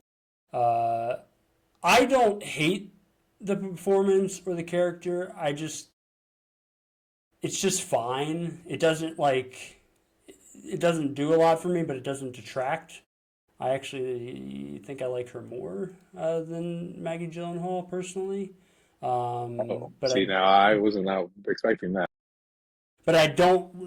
But the thing is, I like if you say the other way around, I'm not like crazy about either. Okay. Uh, but yeah, I love this movie. This is one of my favorite superhero films. It's in I think it's in my top. Yeah, it's in my top 50 movies of all time. I adore this film. I can't compete with you guys as far as like if you want to break it down compared to other films and like because some of it for me is nostalgia. I won't deny that. And I'm a Batman fan, and I know some people have issues with some of the way some of these Dark Knight movies look as far as Gotham goes, but I thought this movie did the best with Gotham. Uh, Yes, I agree with that by far. as far as what it's supposed to look like. Because to me, as much as I love Dark Knight and Dark Knight Rises, I don't think they do as well with that portion. But yeah, I love this movie. Considering Gotham and The Dark Knight Rises is literally just Pittsburgh. But Yeah, what Yeah, a shithole. yeah. um, yeah, no, I agree with everything Jamie said. As origin stories go for a hero, I mean, I don't think they get much better than this. Like everything with his father, and then him going to the League of Shadows and training with Roz, and then coming back and finding his own footing and taking over the company again. I mean, obviously there is definitely a little bias there because me and Jamie are Batman guys. Um, but I think the main thing that you said that I think I disagreed on the most was I'm definitely more of a Maggie Gyllenhaal kind of guy. I think definitely looking at the two Rachels like side by side, I think that she definitely has more. Uh, I don't want to say more to do, but I feel as though more Maggie definitely fit the character a little bit more than Katie Holmes did, maybe in the second one. But Um, how? Not to play devil's advocate or not to challenge you on this, but how can you like? What do you mean fits the character? I mean, it's a made up character. okay, yes, you're right. It is a made up character, but I just think that You mean whenever I compared to like other love interests he's had like throughout film, or? yeah, I don't know. I just feel as though the on-screen chemistry for me personally between Christian Bale and Maggie Gyllenhaal seemed a little bit more realistic than, or not even realistic, but a little bit better than the chemistry between Christian Bale and Katie Holmes. And now that can be up debate for you guys, and you guys might disagree, but it's kind of just one of the things that I've definitely picked up, like rewatching the trilogy over the I mean, years. Maggie Gyllenhaal is a better actress. Yeah. Do you know why she got recast anyway? She was. Oh, I know this. She was going to star something she was starring in, and she picked it over this, which was like the movie she picked over was She a she bad chose to do decision. Mad Money, which was not a good movie at Yeah, all. It did that's what it not turn was. out well. It did not It make was that what? much money. Mad Money. Oh, honestly, I Uh, haven't even What heard of it. what a bad decision that was. it's a horrible Holy career crap! decision. Yeah, I know that just Yeah. derailed. She was never. I mean, she was never the same after this movie. And like also like I don't know if you guys know what like if you know Mad Money or not, but it's really just like a very cheesy comedy. Like No, I've I never don't even get heard it. of it, honestly. It's Yeah, really me either. Queen. It's like a female led comedy, but it's Queen Latifah, Diane Keaton, and her basically trying to steal money from the Federal Reserve. Wow. Another person in it is like Ted Danson. Now imagine choosing that over getting blown up by the Joker. Yeah, Oh, Crazy. I just don't. Yeah, I don't get it. Alex, even though I had it ranked higher than you, it seemed like is this your favorite for the Dark Knight trilogy? No, the favorite's Dark Knight, Or but you switched? Oh, I okay. think it. I think Dark Knight is definitely a good step above, but I think this is a very, very solid like superhero movie. And I'm not a superhero guy at all. If anyone, Jamie and Trevor know that, I do not Would you say like that superhero movies. the groundedness of the Nolan take on the Batman universe definitely is more of a draw to you than like Iron Man now? Like you like I don't think you would put that on and like it, but like since this is more See, I gritty and think I think realistic. he would like. I think he would like Iron Man. Maybe not some of the movies after that, but See, the reason I like these three is they're very much plot driven and character development than just beating the shit out of people. And like, for example, like I saw, like obviously Batman vs Superman is not a great example, but I saw it in theaters and I thought this is literally garbage. You know what's gonna happen before it happens. It doesn't add anything to the story, and it's very corny. Where this is, I did not feel was corny at all. I feel like I was really watching like the character development of Batman through all three movies. And yet there is some cheesy lines, but it's very few and far between, and it's more the score of it, the cinematography, the people that are playing each character like very much built it. Like Gary Oldman is great in all three. Like he's so good in all three movies. He's probably, I would say he's top three favorite characters in the Batman trilogy. I love Gary Oldman. Yeah, I That's don't not disagree crazy with to say that. I don't really think he's used as well in the third movie, but No, he yeah, isn't. But like, I think he is so good. And obviously, I don't know like comics like that. So like the twists and like Liam Neeson being Ra's al Ghul and it's not revealed right away and stuff like that. Like I thought it was very well done. Even rewatching it several times, I still if I see it on streaming, I get excited to see it on streaming because that makes me want to watch Agreed. it. Which is not the case for many superhero movies for me. Like I watched Avengers Endgame and I thought it was good, but I had no desire to ever rewatch it. Which I know is probably controversial. Comment section. Me and Trevor are fans of those movies. Yeah. If you No. can't tell, Yeah, but no, I mean, I mean, honestly, before you saw these movies years ago, I used to I would want you to watch these movies. I'm happy that you enjoy them as much as you do, because we don't always agree on a whole lot. So in this case, Jamie, what do you mean? We always agree. well, I guess it depends. But Just like the next movie that's going to be on this list, we definitely agree with. you know what the next movie is? I feel like I know what it is. We can get into it because we got to keep going. What are we at? What number? 6, 5, 6, 3, 6? 2, 1. I think. What? No, I'm kidding. Are we You at gotta number be there for a 6? second. Yeah, I no, think so. I'm actually not No, surprised. At the next one. we just did 7. We're on 6. I don't think, Alex, you know what is next, but I could be wrong. Number 6, with an average of 6, spelled really wrong by our friend Andrew, is not really wrong, but it is spelled wrong, is Memento. That's I not knew what I this thought would it hurt was. Alex. Yeah, I didn't think you did. I knew this would hurt Alex. This is really painful. I just want to say before I say my ranking, I love this movie, so it is not anything personal. Yes. Yeah, I definitely want to say that Jesus 5 and 6 for Christ. me on my list, because I have Memento at 6. And 5 and I 6 can't- were definitely very interchangeable, so it easily could have been top 5 for me. This movie is Alex, this is your number 1?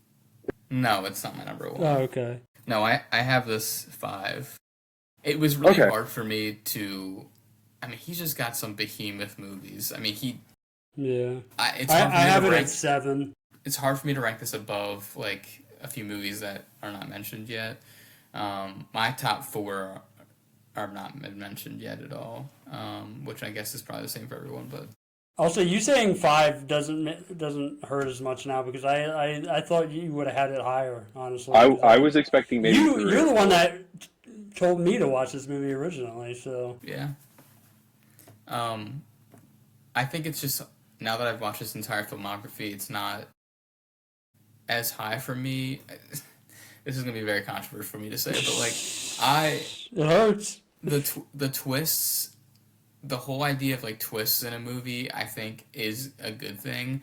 But I think for me, the ones that are lower on my ranking are the ones that are very twist heavy, and I think it kind of detracts from it. And to me, like the twists in Memento are a lot less and monumental than others. But like there's other movies that don't have any twists in it that I have above this. So you're saying that the twists in this one are better than the ones in The Prestige? 100%. Because yeah, I would agree with you there. I think it's done very delicately, where I feel like in Prestige it's done very reckless. Again, this is my opinion. Done much more recklessly, just to basically see what else you can throw at it to add to the magic element of it, because it's about magicians. To me, that took away from it. Where Memento, I think, is much more of a straightforward story. It's told non-linearly, and then there's also twists. But it's really not twists. It's just you don't understand exactly what the other characters in the movie, their motives are until later in the movie. I mean, let's start with the first thing. I think it's beautifully shot. I think the acting and editing in this movie are just so fucking good. It's just insane. Like, Guy Pearce not having a better career, I just do not understand. We got to do a list of like the top 10 actors that fell off a cliff. I do not understand. I mean, like, he's a super, like, one, he's great in this. He's an attractive dude to begin with, especially this era. Like, you look at like Fight Club with Brad Pitt and like Leo and Titanic and other things like that. He's leading guys that were like very good looking. I don't know how his career didn't take off after this movie. We gotta do that though. But he's great. The supporting cast in this is so good. Like, every character adds. Carrie-Anne Moss is great. Joe Pantoliano. Joey Pants. Just say Joey Pants. That's his name. He's like the perfect scumbag in this movie. He's so great. Good. He's always great. He's well, on The Ringer they call it the Dion Waiters Award because it's someone that comes in and just has a heat check. Every movie, this guy just has a heat check. I mean, he's just great. He just adds so much to it. I think, again, like they say, Nolan doesn't have many jokes in it. The scene where he's being chased by Dodd, and he's like, I'm chasing this guy. Why am I chasing him? Oh, wait, he's chasing me. So good. And it's like such a change of pace. Great use of color, black and white, I think. I don't know. And I love the ending, how ambiguous it is and open to interpretation for what you think really happened and how he's going to continue to live. Because it is like a very specific situation. Like, it's a very common thing. Like, I feel like in movies, like, it's a murder mystery, the guy's wife dies. Cool. But like the how it takes that and manipulates it into different ways, like it's the same thing. Like Insomnia, you think about it, it's a young girl gets murdered, they just assume it's a boyfriend. Like, that's just like the typical any murder case, that's usually what's always a significant other. And I think this just takes it down a completely different avenue for a murder movie. I just really enjoyed it, and I've watched this probably 5 or 6 times, and it's held up for me. I think a little bit less. I think just more as I've matured as, well, I guess just a person. I love this when I was like 16. Oh, if you matured now. Yeah, I have. Fuck you. But I think it still holds up for the most part. Oh yeah, I think this movie holds up incredibly well.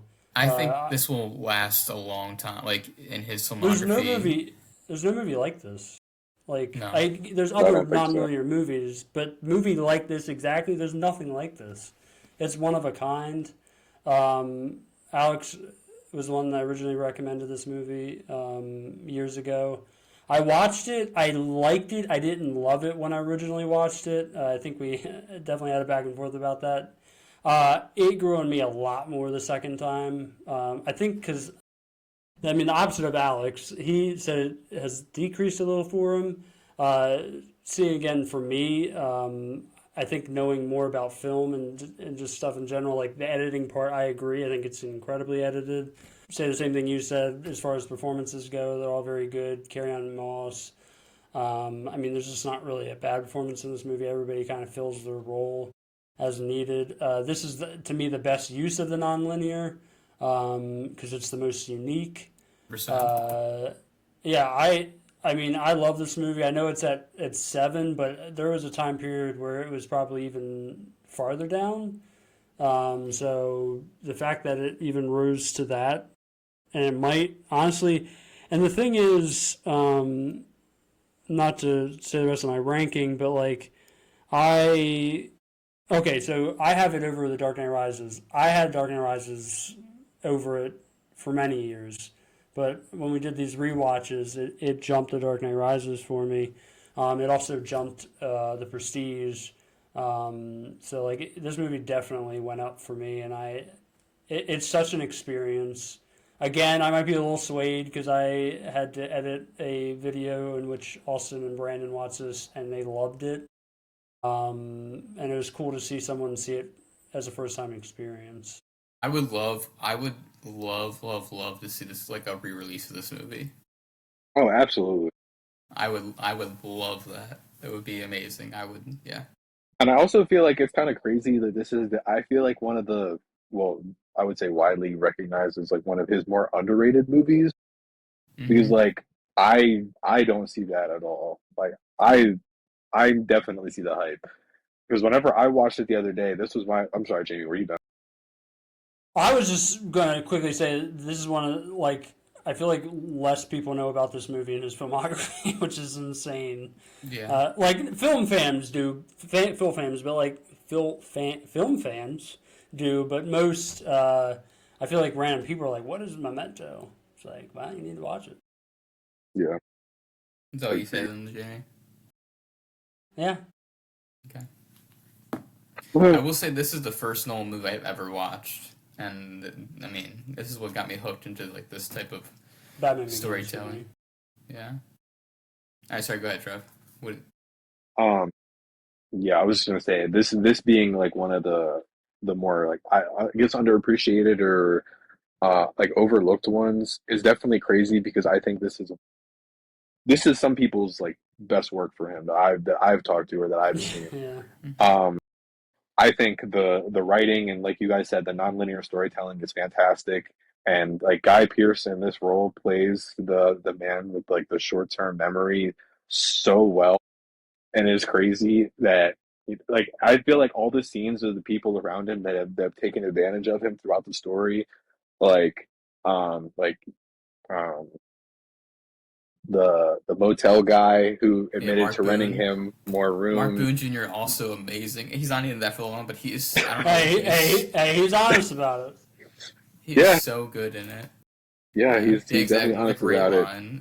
And then like when he hits, I'm like blanking on names right now. What's the woman's name? Carrie Moss's character, Yeah. I blanking on it. Well, like whenever they have that altercation where he's calling his dead wife a bitch and all that, and then he ends up hitting her, and then she comes Yeah, back 5 minutes later. He doesn't even know. Like that's insane. Yeah, I think yeah, where this story takes you is literally the definition of like you are lost until you see the end, and you're like, oh, okay, I'm starting to put the pieces together. I feel it's a journey, and the fact that it is at 6 for us is, it's not surprising considering what's above it, but I feel like that's a deserving place, at least on this list. Natalie is her name in the Natalie, movie. But yeah, yeah, Yeah. yeah. So, anything else? I I think don't we're think I have good. anything else to say about this movie. Well, we're moving on to our top 5, and I kind of took a look ahead of time, and it kind of hurt my soul when I saw number 5. It better be what I think it is. Really like punctured me. The number 5 is with an average grade of 5.33 is Inception. Thank God. The fact that this is a memento killed me inside. The fact this is a Wow, memento it's I killed think me. better. I think Alex should start this off. I shouldn't go first. I had Well, not. say everybody say their grades first. Okay, I had this 11th. What? 11? No fucking way you have this at 11th, dude. Yes. Oh my fucking god. You're a fucking troll. You know that, right? Yeah, holy shit, dude. I did not like this movie the first time I watched it again when I was like 16 or 17, and yeah, Trevor, what's just- your ranking? I had it at 3. I had it 2. Yeah. I'm sorry, guys. I knew you didn't like the movie, so it's not. I shouldn't be too surprised. It just hurts to see it at 5. Do you guys really want me to go first? No, probably not a great idea because you're really low on it. So probably not a great way to open. Trevor, you want to go first? I'm just gonna let you know I'm gonna interject when I disagree. Okay.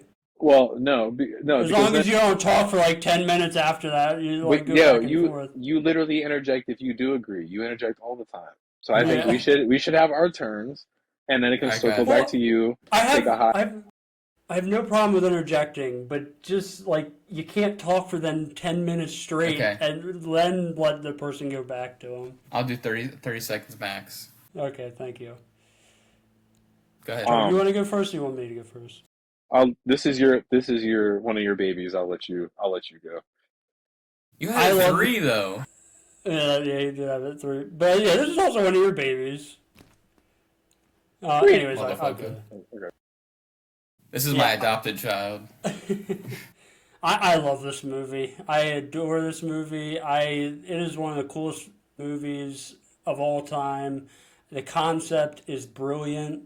It is brilliantly done. Leo is amazing in this movie. The whole cast, great cast. Tom Hardy, I really like in this movie. Elliot Page is great in this movie. Michael Caine, as usual.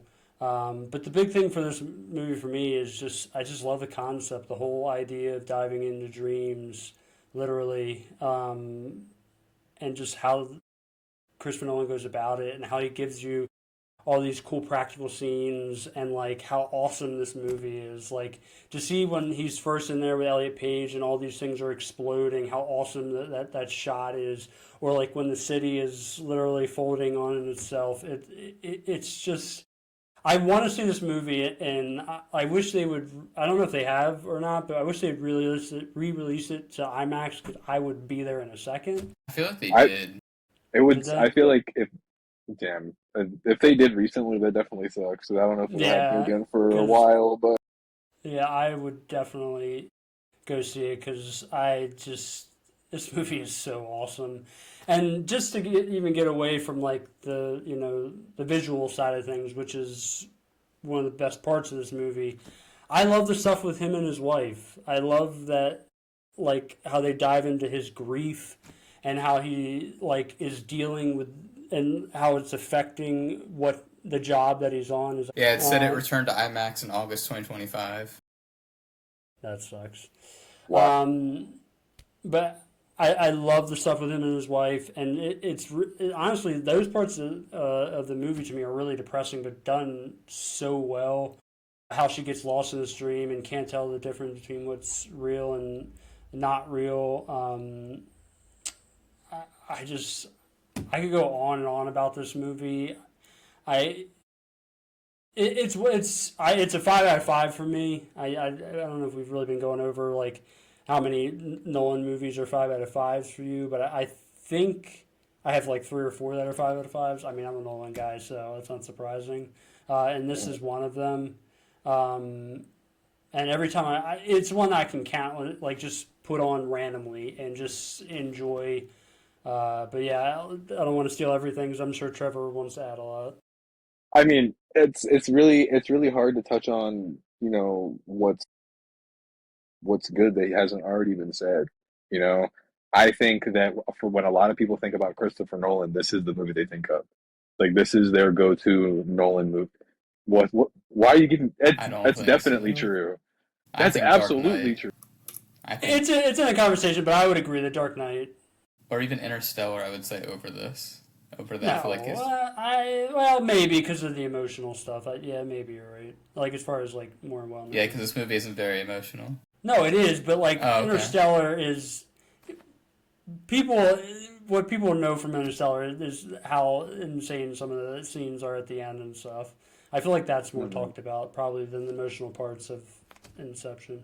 Yeah, a little bit.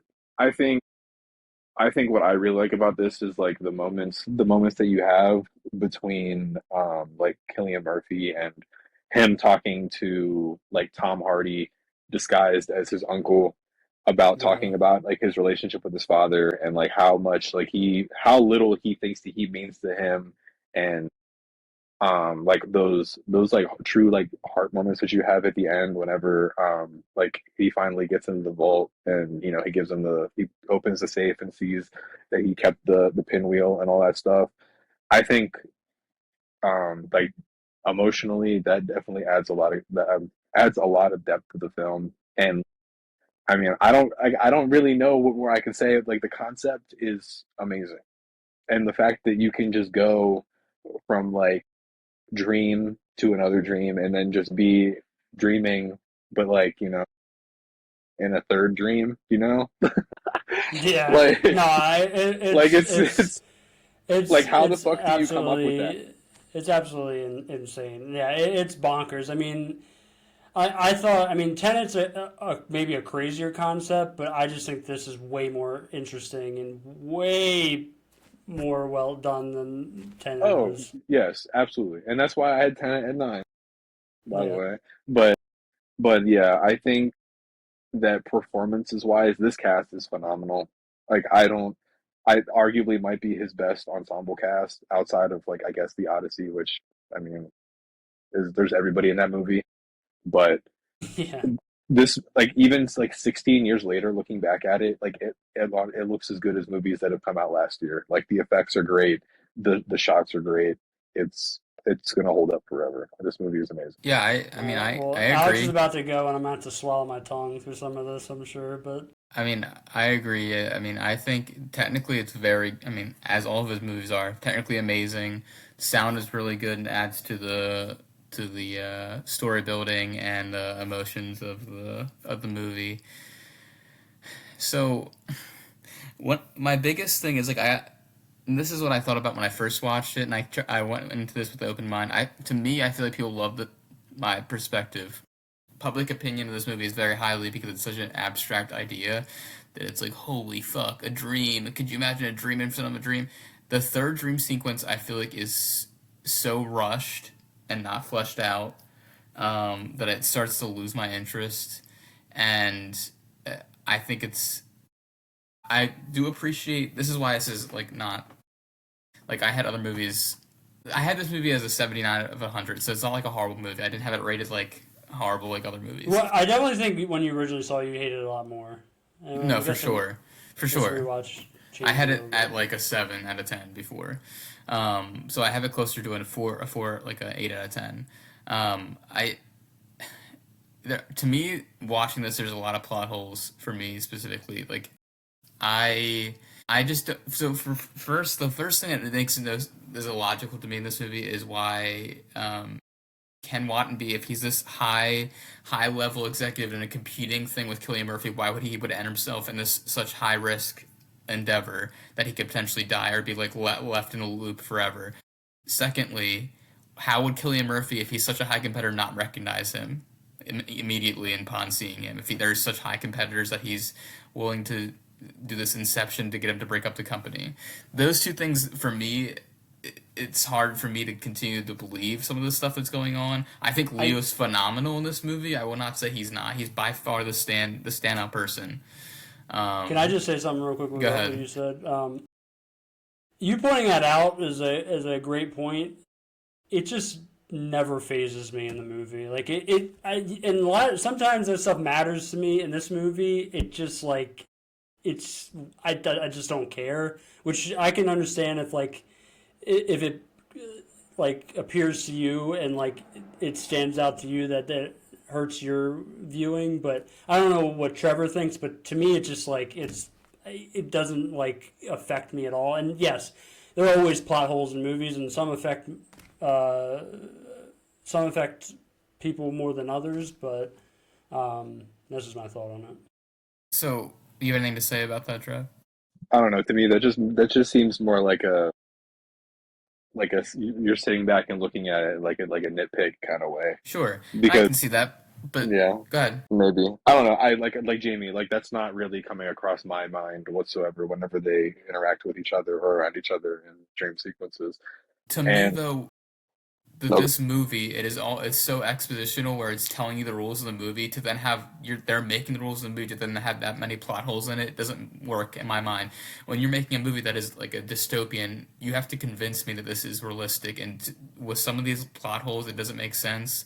Additionally, like this is if they're saying it's as high risk as it is that you could be stuck in the loop forever, to do it, the inception is not to like save the world, it's not to bring somebody back that's dead, any of that shit. It's to have someone have a monopoly on a power industry. It's also not believable for me. I don't I think mean, the acting but is it's that also great. not just that, though. I mean, Leo's doing it so he can get back home. I mean, there's more stakes than But just that, though.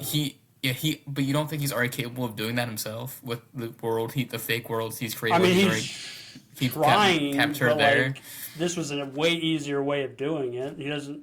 I mean, especially after the job they just did, it got so screwed up that he literally was going to go into hiding because the company that was after him.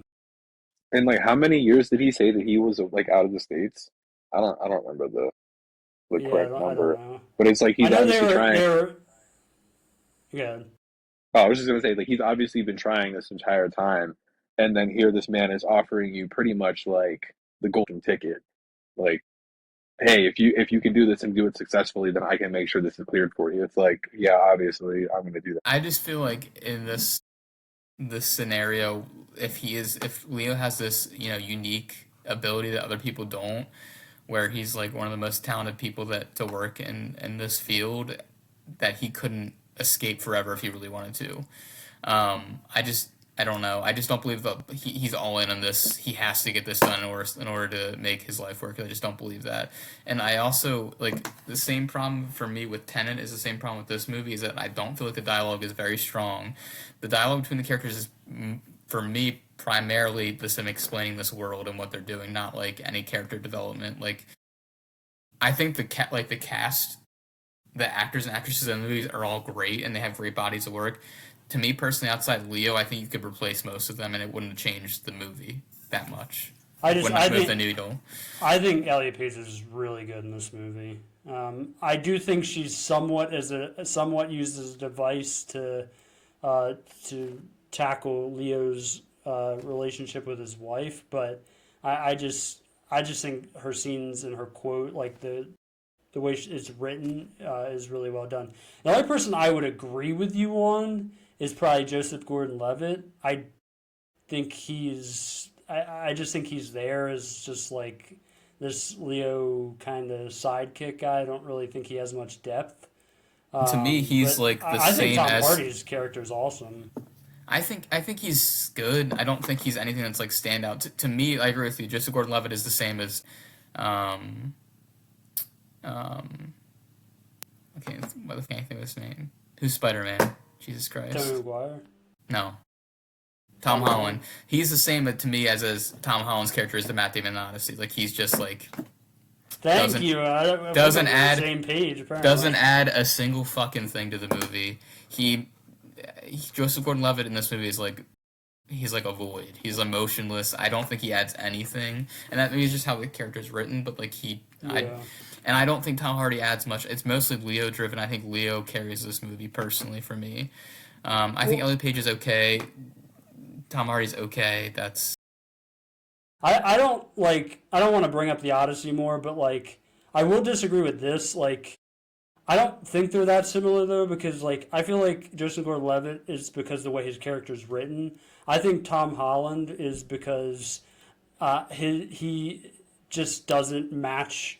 Like he doesn't fit that role. I think to me they're just totally different. Why they're wrong, or why they are not as good in the movie. yeah. I mean, We I gotta don't get know. move on though. I will say.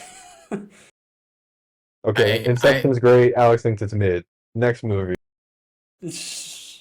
I just don't. You- I don't know. you haven't This is even the watched second it, time I so- watched it. Additionally, is the other thing that it really did not get much better for me on a rewatch. I think it's a great idea. I just think it wasn't executed the greatest, and it's just the twists in this are just not. I don't know. I just didn't. I couldn't buy into it. The characters outside of Leo. Yeah, I mean, at least we got a good clip of me losing my mind that you have it at 11. But I also don't know why I'm that surprised because like we've talked about this movie a bunch of times. Even though I'm happy that it maybe grew on you a little bit because you used to It's- say how much you He's like just don't- barely, stained. barely.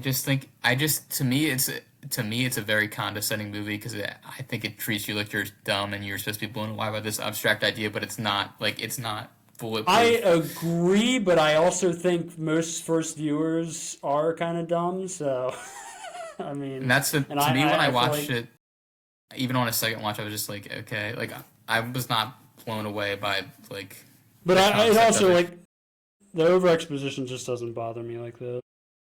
And it's the triple dream, like the third dream sequence. I'm just like, and they go to a fourth. I just don't know. I don't know. All right, but let's go ahead and move into our number 4. It averaged at 4.33. Apparently, it tied from what Andrew's notes said, but it's I guess however he did it. He kind of explained it to me, but however he did it, it ended up being 4. That is Oppenheimer. My number 5, or my 5 is Oppenheimer. Oppenheimer's my number 5. I'm trying to say 4 as well. okay. I mean, I guess all these movies are gonna be pretty close, one way or the other. Yeah. So I think that Oppenheimer to have. So I know somebody said it earlier, to have a biopic about like a nuclear physicist from the 40s and like the birth of the atomic bomb be like this, I guess, monumental in and I guess in the filmmaking, at least whenever it came out, it's like that's kind of wild. And I honestly don't know if any other director could have like handled it the way that he did. I think that the the choice to have it like because you have the two different perspectives, like the fusion and the fission from Louis Strauss's point of view and Oppenheimer's point of view, and they both make each other look like complete assholes.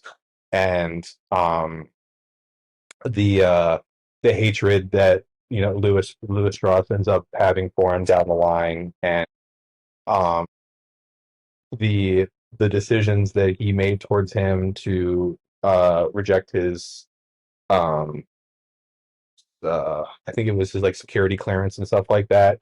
All based off of a misunderstanding and like how selfish he is that he thinks that a conversation between Einstein and Oppenheimer would be talking about him. I love all that stuff. And talking about Strauss in that movie, I think Robert Downey Jr. is fantastic. Um, Incredible. Incredible. Yes. I don't know. I don't know if you Do you guys. Well, do you think this is the best performances by a collective cast of any Nolan movie? like what? All right. So Matt Damon. Would you put no Matt Damon in there? I mean, no, I wouldn't. Uh, I think Matt Damon's good in this movie. well, you said the best though. Like, No, I'm saying like take a whole cast and like the oh, collective like yeah. Do oh, you think yeah, this is yeah. yeah? I Because mean, I think it is. I think even some smaller roles are just like amazing also. yeah, and I would Um, say I feel like as big as the cast is in the Odyssey, it does a better job juggling all the big names than the Odyssey does.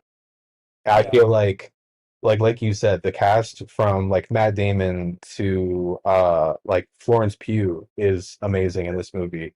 Um I also think the Odyssey has a couple casting issues, so like that's yeah, why I don't quite.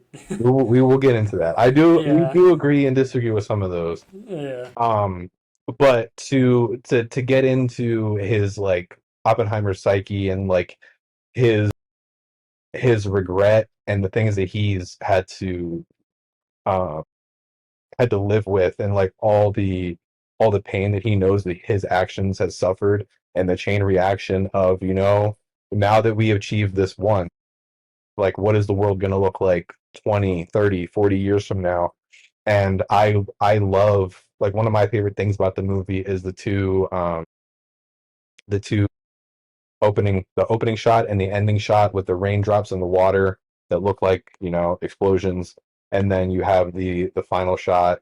um it's masterful filmmaking. I think that Cillian Murphy here, I mean, it's a career defining role, and He didn't win. Did he? He didn't win for this though, right? you did, Did he win it? I know RDJ won. I wasn't. yeah, no, he got best actor and best supporting actor both went to Oppenheimer. Okay. Jay, are you an Oscar guy? Dude, I can't remember barely last year. Hey guys, that back at it year. with the Oscar guys and me, Jamie. Um, I'm sorry. If I quizzed you on the last 10 years, you're going to get everything right? Yeah. No. No, I mean, I pretty much echo everything Trevor said. This movie is shot, might be my favorite shot movie. Like up there with like Dunkirk as far as how crazy everything looks, how amazing everything looks. I don't say this lightly. Yeah, I don't say this lightly. This is a masterpiece to me, and it's not even my favorite Nolan movie. But I don't think there's any wasted moments in this movie. Everything is perfect. It is done with a fine tooth comb. It's just I have nothing bad about this movie. I mean, maybe if you want to say the runtime, but I think the runtime makes sense for what he's doing. When you do biopics, they're going to be long. This is, to me, probably the best biopic ever because, to me, I'm not really the biggest biopic fan. I'd have to think about that because I might be missing something that I don't realize is a biopic, to be fair. Jesus Christ. What's the best? Ray. I just think that, Big Ray I'm guy. Ray. I am a big Ray guy. This movie's way better than Ray. Bohemian You ever Rhapsody. watch The Aviator? I do actually really like The Aviator, but it's I don't not like it that on the level much. of Oppenheimer. I was saying that as bait, but You say it's a crazy take, but you don't give me any movies. But anyways, yeah, and I think this is his best collective performances as far as a cast go. Like Cillian Murphy, RDJ, Emily Blunt, Florence Pugh. I'm blanking now, but like it's just the list literally goes on and on. Josh Hartnett, who I kind of forgot was in this movie, and then I watched it and I was like, oh shit, he is in this movie. Hell, even Josh Peck gives a solid, Yes, he barely is. in it performance. yeah, But I thought my favorite supporting person this was Benny Safdie. I thought he was so good in this. Yeah, that's another he's one. good in it too. Yeah, that's He- another one. He was one of my favorites in this movie. Dude, You all know- the scientists were like pretty notable. Yeah. Like maybe not notable, but like guys we would know. Like I thought you were I gonna know. got in there. No, I agree. I think this is, to me, this is probably top 2 like best ensemble cast of any Nolan movie. I think. What's your other? I agree. Odyssey. Oh, okay. Why'd you I say it like that? because we didn't talk about it yet. The Odyssey. Um, But yeah, amazing sound editing, amazing script. I mean, there's nothing bad. Like I just can't like what is bad in this movie. Like I'm like I mean, if we're talking, we've talked about score. I mean, if we're gonna talk about score, I feel like this is definitely one of the movies to do it to. I think oh yeah, Ludwig absolutely. Göransson in this movie fucking kills it, man. I think this might be one of my favorite movie scores in recent memory. Honestly, I mean, it fits so well. It fits the character. It fits the subject matter. Like something about it has this scientific whimsical like curiosity to it. Like I don't even know how to like describe it, but it's just so good. Masterpiece. Holy shit. And I don't know what you said, Jamie, but I feel like it doesn't feel like 3 hours. I mean, it does and it doesn't. It just doesn't really bother me. I mean, there's This- other 3 hour movies where I want to just like run away from. And Yeah. didn't we do like almost a 3 hour movie for the Oscars? And Uh, I just wanted to shoot myself. Wasn't The Aviator 3 hours? Well, I didn't want yeah, to. I already know what you're talking about, but I'm not going to mention it because I love that movie. It's Barry. You're talking about Barry Lyndon. Yeah, I don't like the second half of that movie nearly as much, but The second half is the best part. no, I disagree. We went over this. You know, I like the first half of the movie more. Okay, buddy. Well, I mean, it's 3 parts, but yeah. I don't think I'll say Oppenheimer. That's it. The only thing I didn't like about Oppenheimer is sometimes, like, I didn't know a ton about the whole story beforehand, and so some of the courtroom scenes, like, I was really lost. I didn't know what the fuck was going on. That's fair. So, but I've only watched it once, so I would need to rewatch it. I would probably I think probably it'd go a go little up bit for you. higher. Yeah, for Yeah. sure. Um, Wait, yeah. where did you have it ranked again? 5. Okay. All right. I mean, we're not too far off. I will Yeah, say, I also had 5. I do think this movie. Sorry. 4. I had it 4. I was gonna say I have 5. You two are 4, right? Yeah, Yeah. I'm sorry. I think Oppenheimer to me feels like shorter run wise time than The Dark Knight Rises, in my opinion. 100%. Yeah. Yeah. The Dark Knight Rises, I feel like drags pretty significantly. All Yeah. right. That's just Next movie. top 3, right? Yep. In our top 3, this Iron. one is actually technically tied, but like by the way Andrew ended up breaking them up, this one got a little higher. So they have the same average score of 4.33. But it is the Odyssey. Really? Wow. Okay. A little bit of Um, And you said the me. average score is 4.33. Yeah. Well, I'm definitely the lowest by that. Jamie did not like the Odyssey. Holy. I had it at 5. Oh, I had okay. it. Then I had it at 2. I had it at 6. What? Yeah, that's crazy. What? I mean, did you watch it? Jesus Christ. I mean, yeah, I did. I mean, okay, to be fair, I have only seen it once. So, like, I don't So know. high. Like, I have only seen it once, like, 2 weeks ago, so I don't know where this is going to end up when I have years with this movie, you know? So for me, I have this as what I have it as I have a 94 out of 100, so it's still technically 4.5 stars for me. But You rate anything a 5? yeah, there's two on this list that are 5. Okay. So But I guess you 1. This is okay. right. This is right on the cusp. To me, this is literally you just replace Tom Holland with literally anybody, and this is a 5 out of 5 movie for me. So wait, in your rating system, is it 95 plus? Yes. Okay, got it. Yeah, I round up. So like a 4.5 would be anything from an 86 to a 94. So like I mean, pretty damn close. I think this would definitely be at a 5 out of 5 if I rewatched it. I think. I mean, yeah. I mean, Matt Damon's him, dude. I don't know what else to say besides that. He is so fucking good in this movie. It's crazy. And I think he's well, it's too early to say he's a shoo-in because like we don't know what else is going to come. No, he'll be nominated. I don't know if he'll win.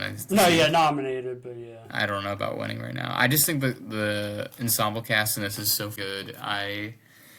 Robert Pattinson plays the perfect little weasel. He's like basically the same as like to me like Joaquin Phoenix's character in Gladiator. He's just like a little fucking weaselly piece of shit, and he plays it so well. He's got the perfect face for it. And I think, yeah, it's just Tom Holland is just a pussy in this movie. I don't know what to say besides that. Like and that's somewhat how he's written, but I just don't think he acts it very well. John Leguizamo fucking kills it, dude. He is so good in this movie. He might be the Leguizamo? second. Yeah, Yeah. he might be the second performance behind Damon, in my opinion. I hope he gets nominated for best support. I hope the editing was great. I liked how the story was like broken up. I think very well. I think like different scenes were broken up like pretty perfectly. Cinematography was awesome. I literally nearly shat my pants in the theater in IMAX with the Cyclops thing. That was so awesome. Yep. I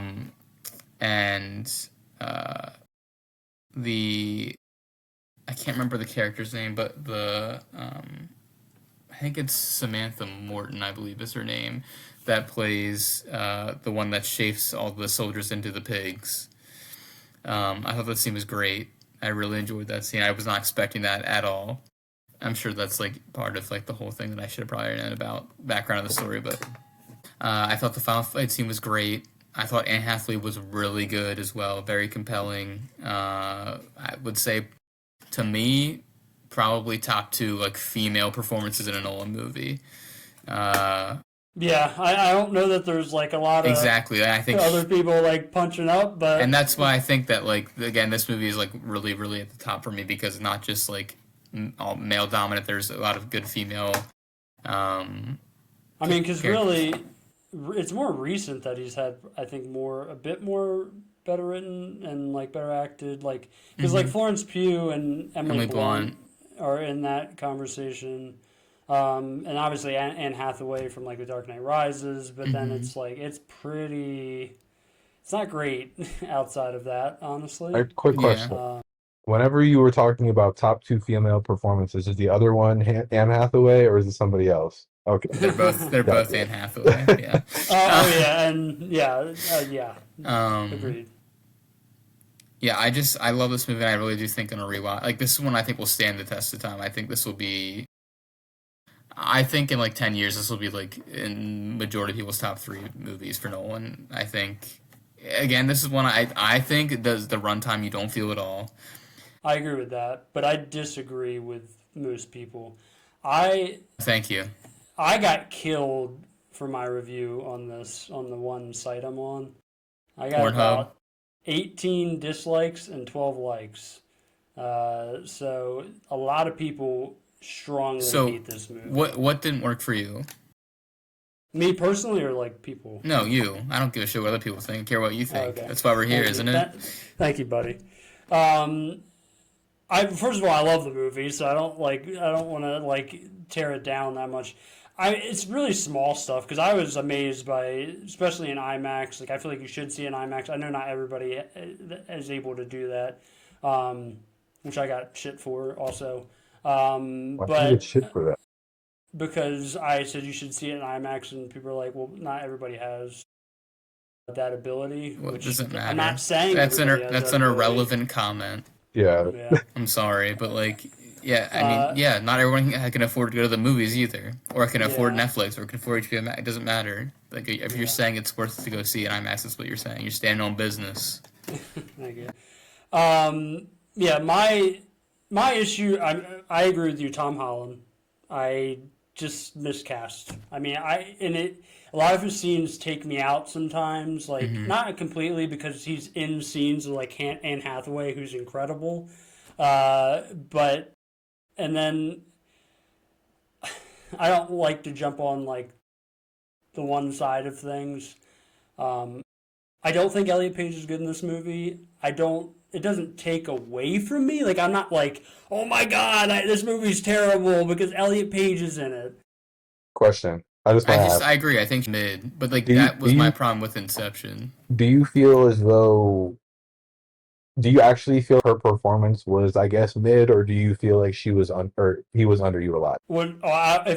If Elliot Page was in this movie more, it probably would have been worse. Okay, so it's performance, like you're talking. Yeah. About. Okay, got it. I think if you put a better actor but that actor is given more, I do agree would have been better because I think this part seemed more important than it actually ended up being. And I wonder if some of that is because of Elliot Page's performance. I don't know if he like decreased Elliot's time. I don't know. I'm sure we'll never know that. I would be interested to know. I mean, honestly, Alex, I love this movie. My issues with it are just mostly casting. I mean, I don't really have issues with most of other stuff. It is loud, but that stuff doesn't bother me personally. I thought it sounded awesome, but that wasn't people's issues with it. The sound design, a lot of people could not stand the sound design in this movie. I thought this sound design was better than other Nolan movies. I do agree that that is one critique that I do have Nolan is sometimes like certain movies are so loud that you can't hear the dialogue. This, I didn't have a problem with it at all. I personally, and I don't have good ears, I was able to understand almost everything. Honestly, I felt like the parts that were loud were the ones that needed to be loud. Correct. No, I agree. Yeah. Whereas in other, like, there's dialogue scenes in Oppenheimer where it's like, why are these people talking and I can't hear them? That's how I felt with Oppenheimer. That's why I had it a little bit lower because that is one reason. I'll say we're not going to touch on why other people were casted and why it didn't make sense for other people that were casted because that's a different channel. I don't really want to get in that kind of stuff. Yeah, but Timothy Chalamet is in Tom Holland's role. I agree, much better.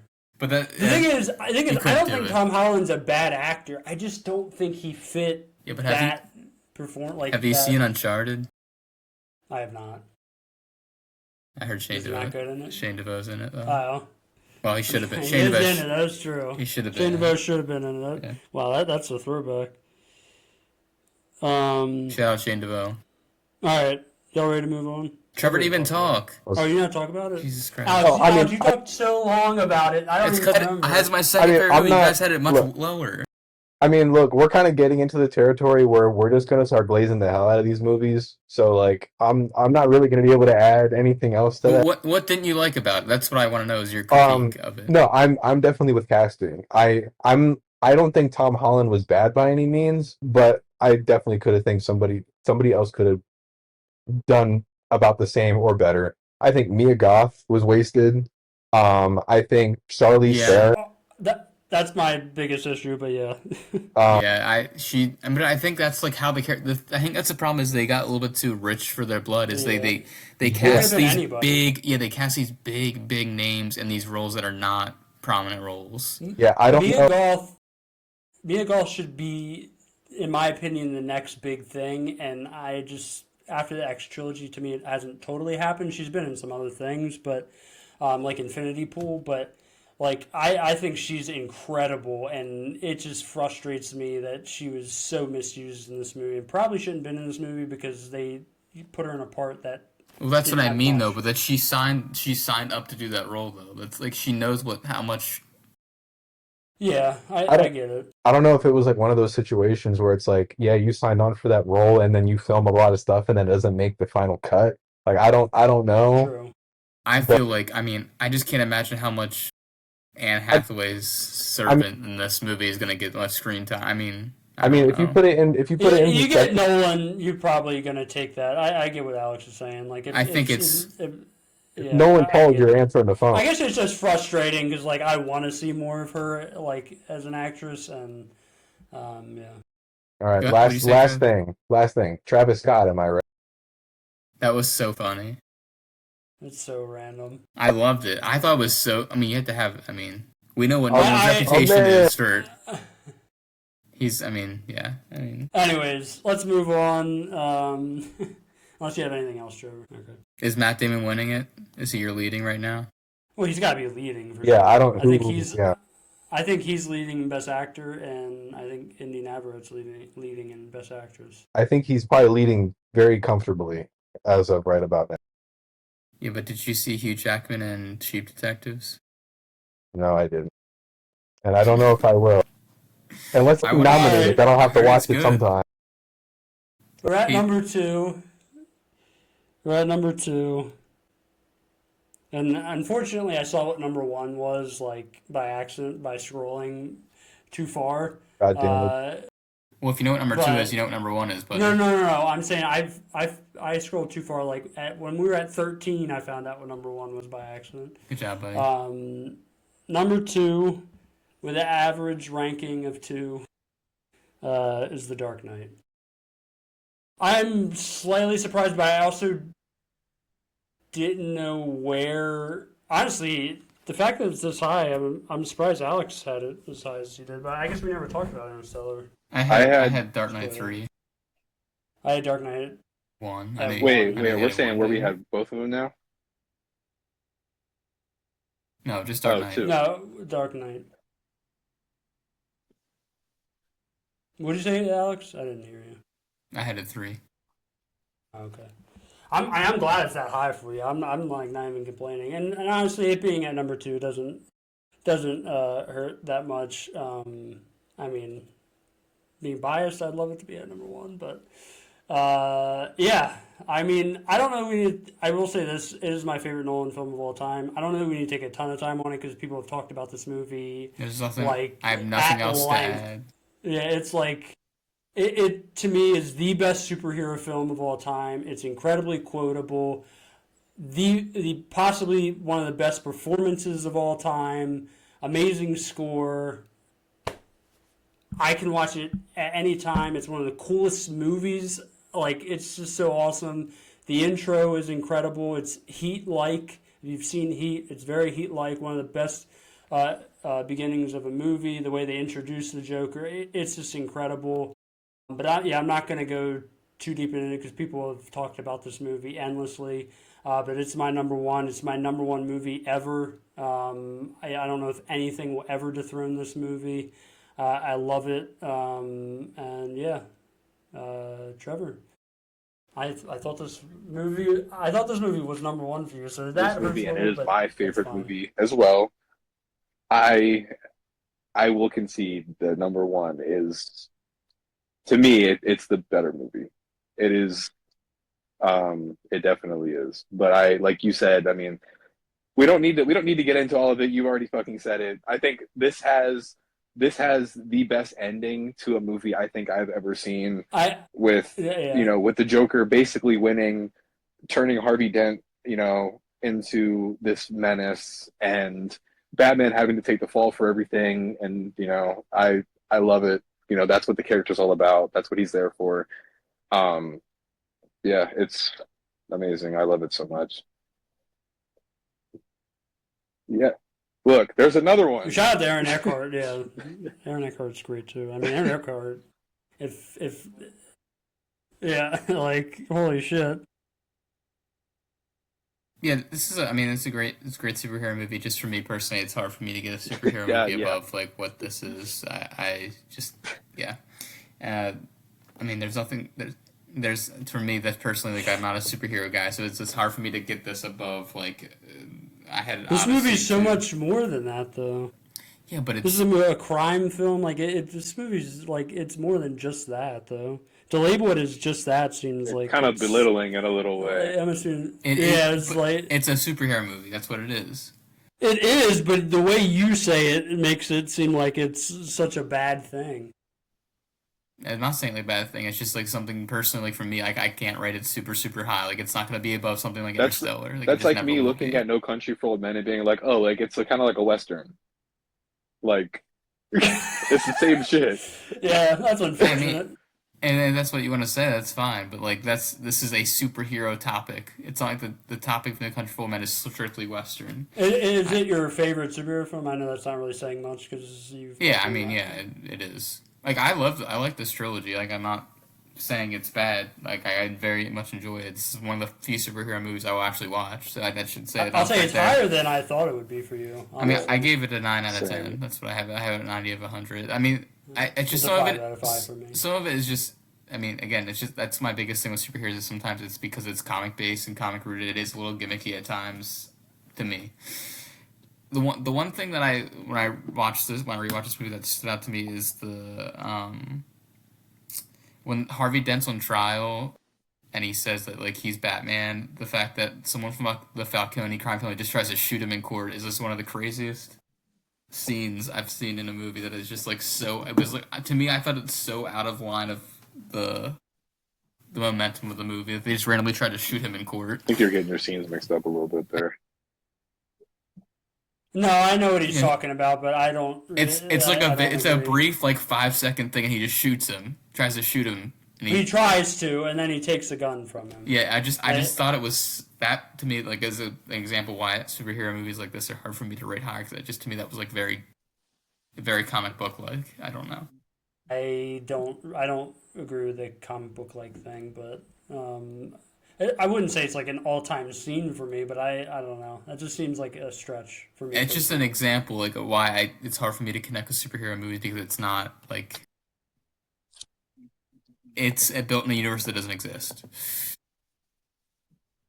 Okay. And the comic books are made to Oh, well. entertain and not be realistic at all.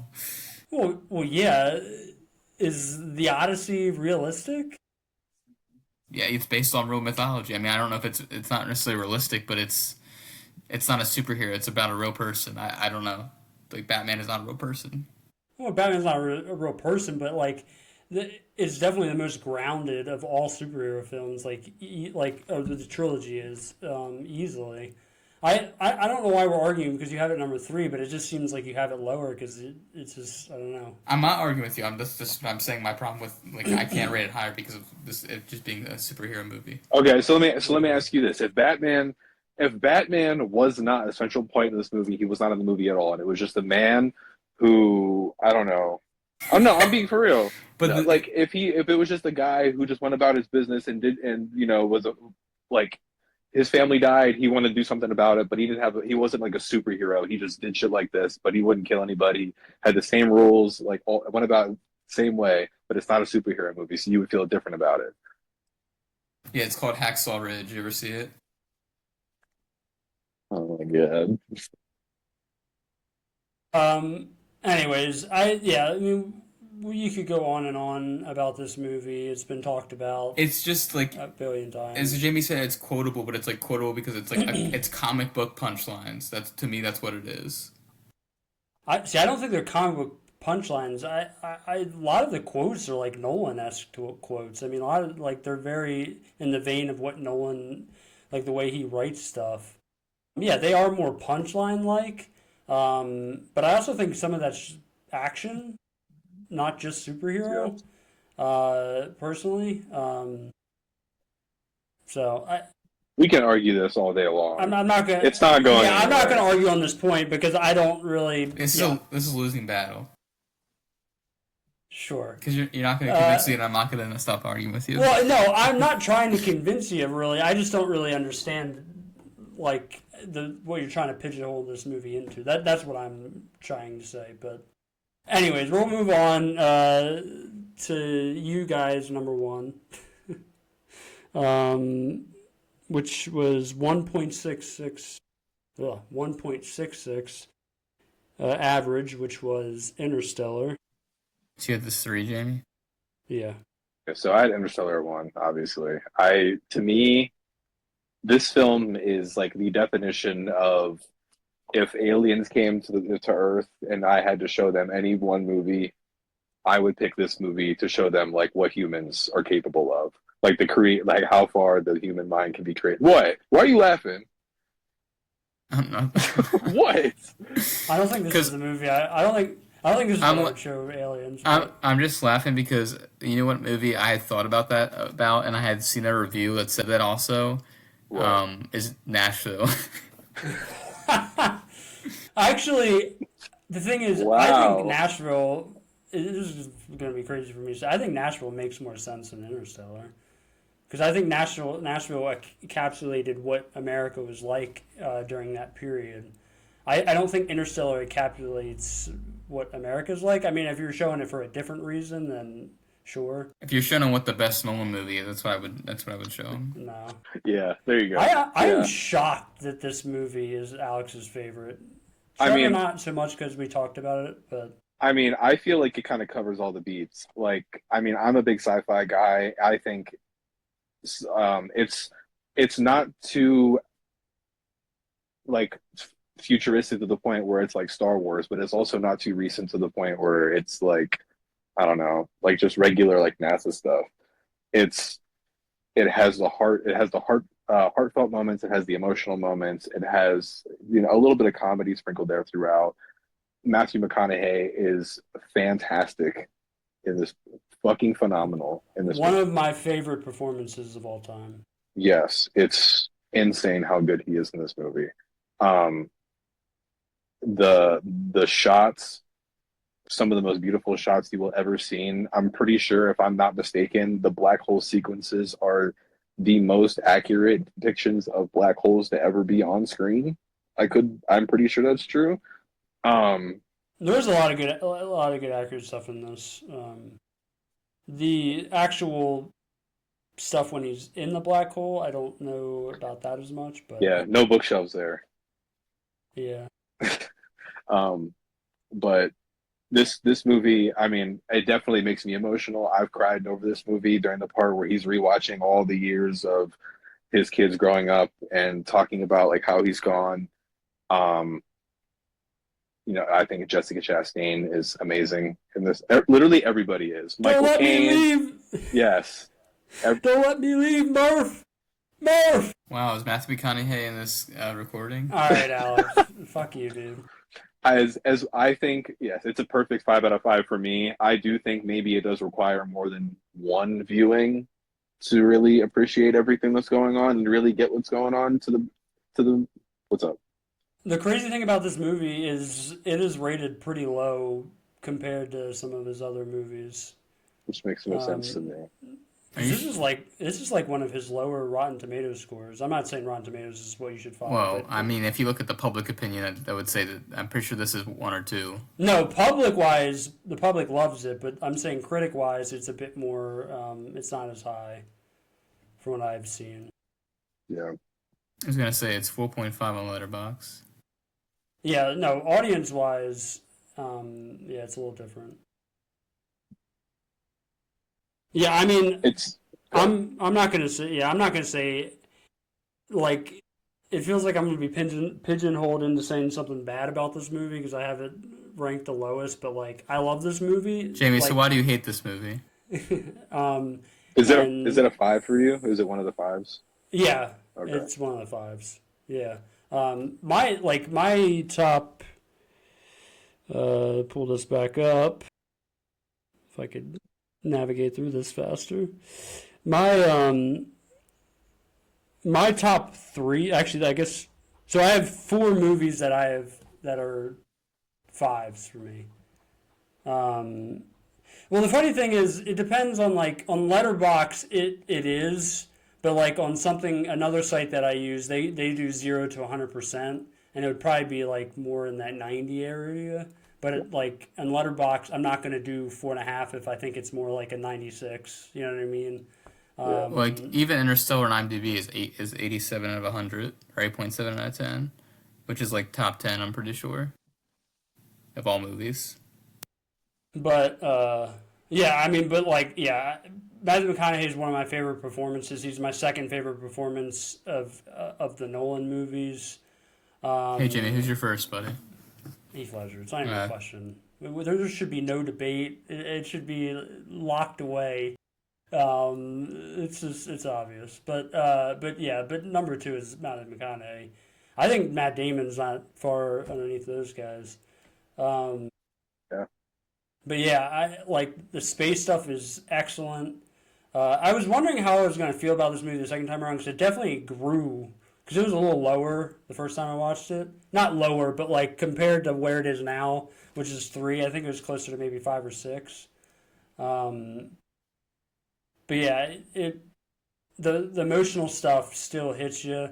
The whole time I'm like, I'm not gonna cry. I'm not gonna cry. I'm not gonna tear up. I've got this. They can't break me in this movie. And the scene at the end, if I could pull it up, I can't remember exactly what she says, but where she's old and Matthew McConaughey's character is there, and she says, he asks, or she says, "My dad promised me." Yeah, that got me. That got me. It's just so good. The emotional moments in this movie are great. The moment where they land on the planet that ages them is some of the best stuff in movies, period. It's so well done and executed. So to me, the time effect with when they're in that element of Interstellar is done so much more better to me than like Inception and Tenet. I'm not going to touch that because I don't want to get into this being an Inception, Interstellar. It's not. debate. I'm just saying. Like he uses time a lot in his movies, and I think it was the most well done in Interstellar. Well, Interstellar, it's accurate to like that's an actual thing that could happen based on the science of it all. I'm not going to go into it because I'm not, smart with that kind of stuff. But that is actually possible. Like I looked it up. So obviously it is going to make a bit more sense than probably those movies. Also, I feel like we should stop pairing Tenet with either one of those movies. Like, Tenet's really good, Yeah. right, Trevor? I mean, I think it's good, but I mean, it doesn't compare. If we're talking about Inception and But- Interstellar, Those are two movies that it's very time based. yeah, I environments. get what you're saying, but they're also leagues above Tenet. No, but I'm just saying that where time is an essential part of the plot. It's those two. It's these three movies. Yes, it's like Okay, Steph Curry and LeBron both play basketball, but like so does Brandon Knight, but they're both basketball players, but they're not the same. Yeah, Brandon Knight was the shit though. Yeah, when he got crossed up by Kyrie and the Rising Stars. Tell me anyone that scored 50 plus in the rookie year. Did any of you see it in theaters? I did not. I did not, unfortunately. That's another one that I really I saw it honestly. in 70 millimeter on the 10th anniversary. I'm jealous. It was fucking amazing. The only movie And what time did you go see that, Trevor? Did you It see was it at like like 3 a.m.? no, it was like 11 o'clock. Or no, I think it was like 1 in the morning, something like that. Something crazy. Holy!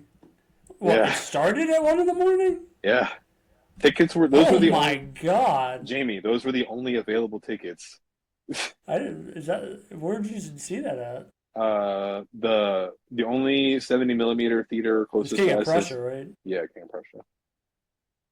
All right, Alex, give your quick thoughts because we do need to. There's some other things we got to do. Nothing else to say. Add really besides what like Trevor and Jamie have already said. Like to me, it's the best Nolan movie. It's a 5 out of 5 for me. I think it only gets better on a rewatch, and I feel like it has like endless rewatchability. Did you cry? Maybe. I know Kaylin did a shit ton. Yeah, I would imagine that was probably the case. Yeah, I held strong until that last or the scene with her in bed. Yeah, that's definitely his most emotional movie for sure. But yeah, guys, that was our combined average top 10. I'll go through it again real quick. 13, this is our combined. 13 is Following. 12 was Dunkirk. 11 was Tenet.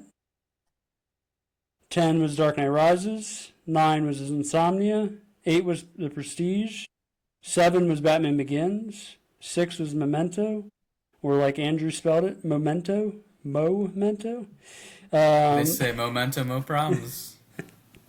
Number 5 was Inception. Number 4 was Oppenheimer. I wonder how Andrew feels about Oppenheimer because he's a history guy. Yeah, he's kind of upset you didn't ask him about his opinion on any movie. Yeah. Has he seen them all? I think he's seen most of them. Well, I didn't know that. I mean, he's probably seen Dunkirk, he's probably seen Oppenheimer, and then he's probably seen the Batman movies. I'm sure he's seen He could have Interstellar. said something. Like, he could have said, like, hey, could I get Whenever Well, I thought like Dom and Austin were going to do Whenever this I- video with us originally. Well, Dom, I was supposed to, and then he just never watched the movies, and I was like, oh, that's great. Thank you. oh damn. Whenever we were waiting on you, I told Jamie that when I sent my list to Andrew, he was like, "Now here's a guy who knows how to make a ranking." So I got the Andrew stamp of approval. Number 3 was The Odyssey. Number 2 was The Dark Knight. And number 1 was Interstellar. Well, I mean, there wasn't like, I mean, there was definitely some shocking moments, but I don't know if there was like, well, I guess Tenet was not one I saw coming. But the thing, I mean, he had it last. I mean, I can see that coming. I think the one biggest for me was him having Inception. Yeah, well, yeah, that's the 11. most egregious, more than But the anything thing else. is, though, his body work is so solid that like Yeah, agreed. my lowest I had was 75, Yeah. and that was The Following, and then I had I think 9 of them were in the 80s or something like that. Question real quick. Where is he in all-time directors for you personally? Not like what you like favorite wise. Like where would he be? So what do you mean? Like as far as like your favorite directors, is he like? I like Tarantino more. I like Paul Thomas Anderson more. I like Coen Brothers more personally. To me, I just think their top is better than his top. Like I have more 5 out of 5 movies for those directors than I do his. I think his body of work is more solid because Coen Brothers have some fucking shitters. You don't say. Paul Thomas Anderson doesn't have like the strongest like body of work. Towards the end, his first couple are not like super. Like I don't think there'll be another director that has like as strong besides Tarantino for me that it's like everything is that high. Yeah, I Like mean Jackie Tarantino- Brown's. But I really like Jackie Brown a lot. I think personally. it's okay. Hateful Eight's good. I mean, don't think it's. Great I think either. Yorgos. I don't know if Yorgos is that high, but he's depending what happens the next 10 years could be that high for me.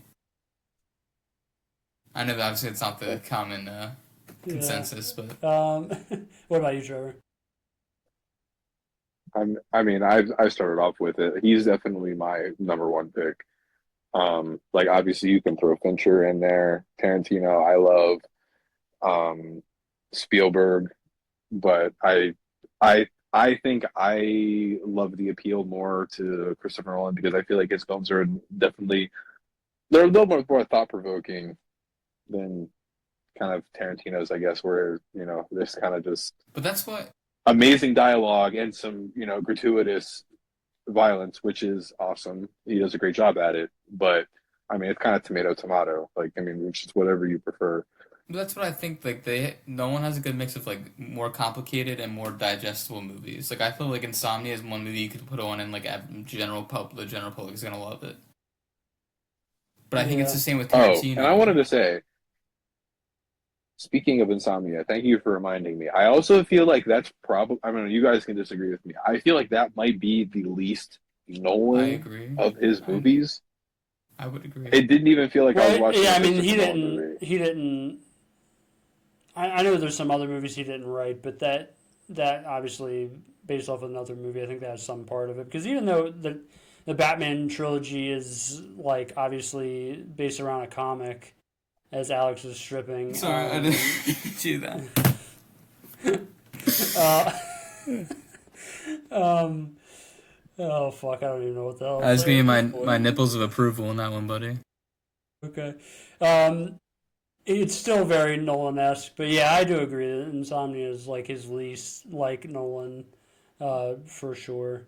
He's either one or two for me, and probably one because I think I have about five movies that are in my no, 5 to 7 movies that are in my top 100 of him alone. So that would probably put him at Who would be second? like director wise. I Yeah, would have to look that up. My guess would be David Fincher. I love David that's Fincher. probably mine. But there's been Tarantino's up there too. Tarantino's probably third. But I Uh, feel like even like Denny is gonna be there soon. I feel like depending what he does the next yeah, 10 years. yeah, Denis is up there. I mean, yeah, because I mean, you look at him, I feel He's like, I Nolan mean, territory. you can, I definitely think so. I think that if we're looking at like body of work, I think as a whole, I think Dune is definitely better than the Dark Knight trilogy as I of right agree. now. I'm saying as a whole. I'm not talking about I Es- specific disagree. movies, Especially if the third is gonna be as good as. but yes, I if it sticks the landing, I then personally that's disagree a real because I debate. don't think Dune One is as good as you guys like Dune One. Yeah, but like if you think if but Dune is a very solid beginning. I think it's all gonna depend what the third one is because Dune could be just the Dark Knight Rises version, the True. weaker one, and then the third one could be amazing. Like if the third But one I is as good as the second one, 100% it will be better than Dark Knight trilogy. I just personally think The Dark Knight's better than either of those films so far, unless Dune 3 is somehow. But I'm also somewhat biased because it's my favorite movie. But I would take Yeah, Batman Begins over the first Dune. Dune 2 and Batman Begins is a bit more debatable for me, but Oh, I think Dune 2 is a lot better than Batman Begins. I don't know. I would but agree. I don't know about a lot better, but it's definitely I I think would it's say a The lot Dark better Knight in the way Rises is that definitely. yeah, I would say it's a lot better in the fashion that Dark Knight is a lot better than Batman Begins. Like it's not a lot better, but it's um, significant that it gaps and makes a difference. I do think this third one's gonna be awesome. So we'll see. Anything else y'all want to do before we wrap? Nope, Curtis left. No. Well, there we go, guys. It's been a lot of fun. It was fun doing this ranking. I definitely want to do a director again at some point, but we're getting closer to Oscar season, and we kind of need to start putting those videos out. Those new to that type of video or that type of that type of video that we done before. We'll explain it, ahead of time, but they're a lot of fun, especially if you like the Oscars. And we're not even, I wouldn't say Oscar experts, but we are kind of, we go through and rank different years. Alex is going to be picking the next year. which I'll give him some time to think about. I don't know when that will be out. Still be a little bit, but yeah, we definitely will do more directors in the future. I really wanted to get to PTA before Nolan, but it didn't work out, unfortunately. Um, Yeah, thanks, Jamie. and it's not my fault. But yeah, this was a lot of fun. Thanks to Alex. Is there any last thing you want to say, Alex? No. Hey guys, like the video. Comment that Inception's overrated. Thank you, What's Trevor. your favorite Nolan movie? Yeah. Yeah, definitely put that down in the comments. What's your favorite Nolan movie? How would you rank these? Who has the worst list? Who has the best list? Let us know in the comments. Who had the craziest take? This guy. But yeah, let us know. We would love to hear it or see it. And yeah, guys, that was a lot of fun. This is the Real Deal Crew. Oh, one more thing. Put on your notifications for this channel. Damn it. So you know when they pop up. I don't know if Alex still does, but he used to have his notifications on for me. And it's a good way to know when something comes up. So yeah, do that, please. Like, comment, subscribe. It is the Real Deal Crew, and we'll see you next time.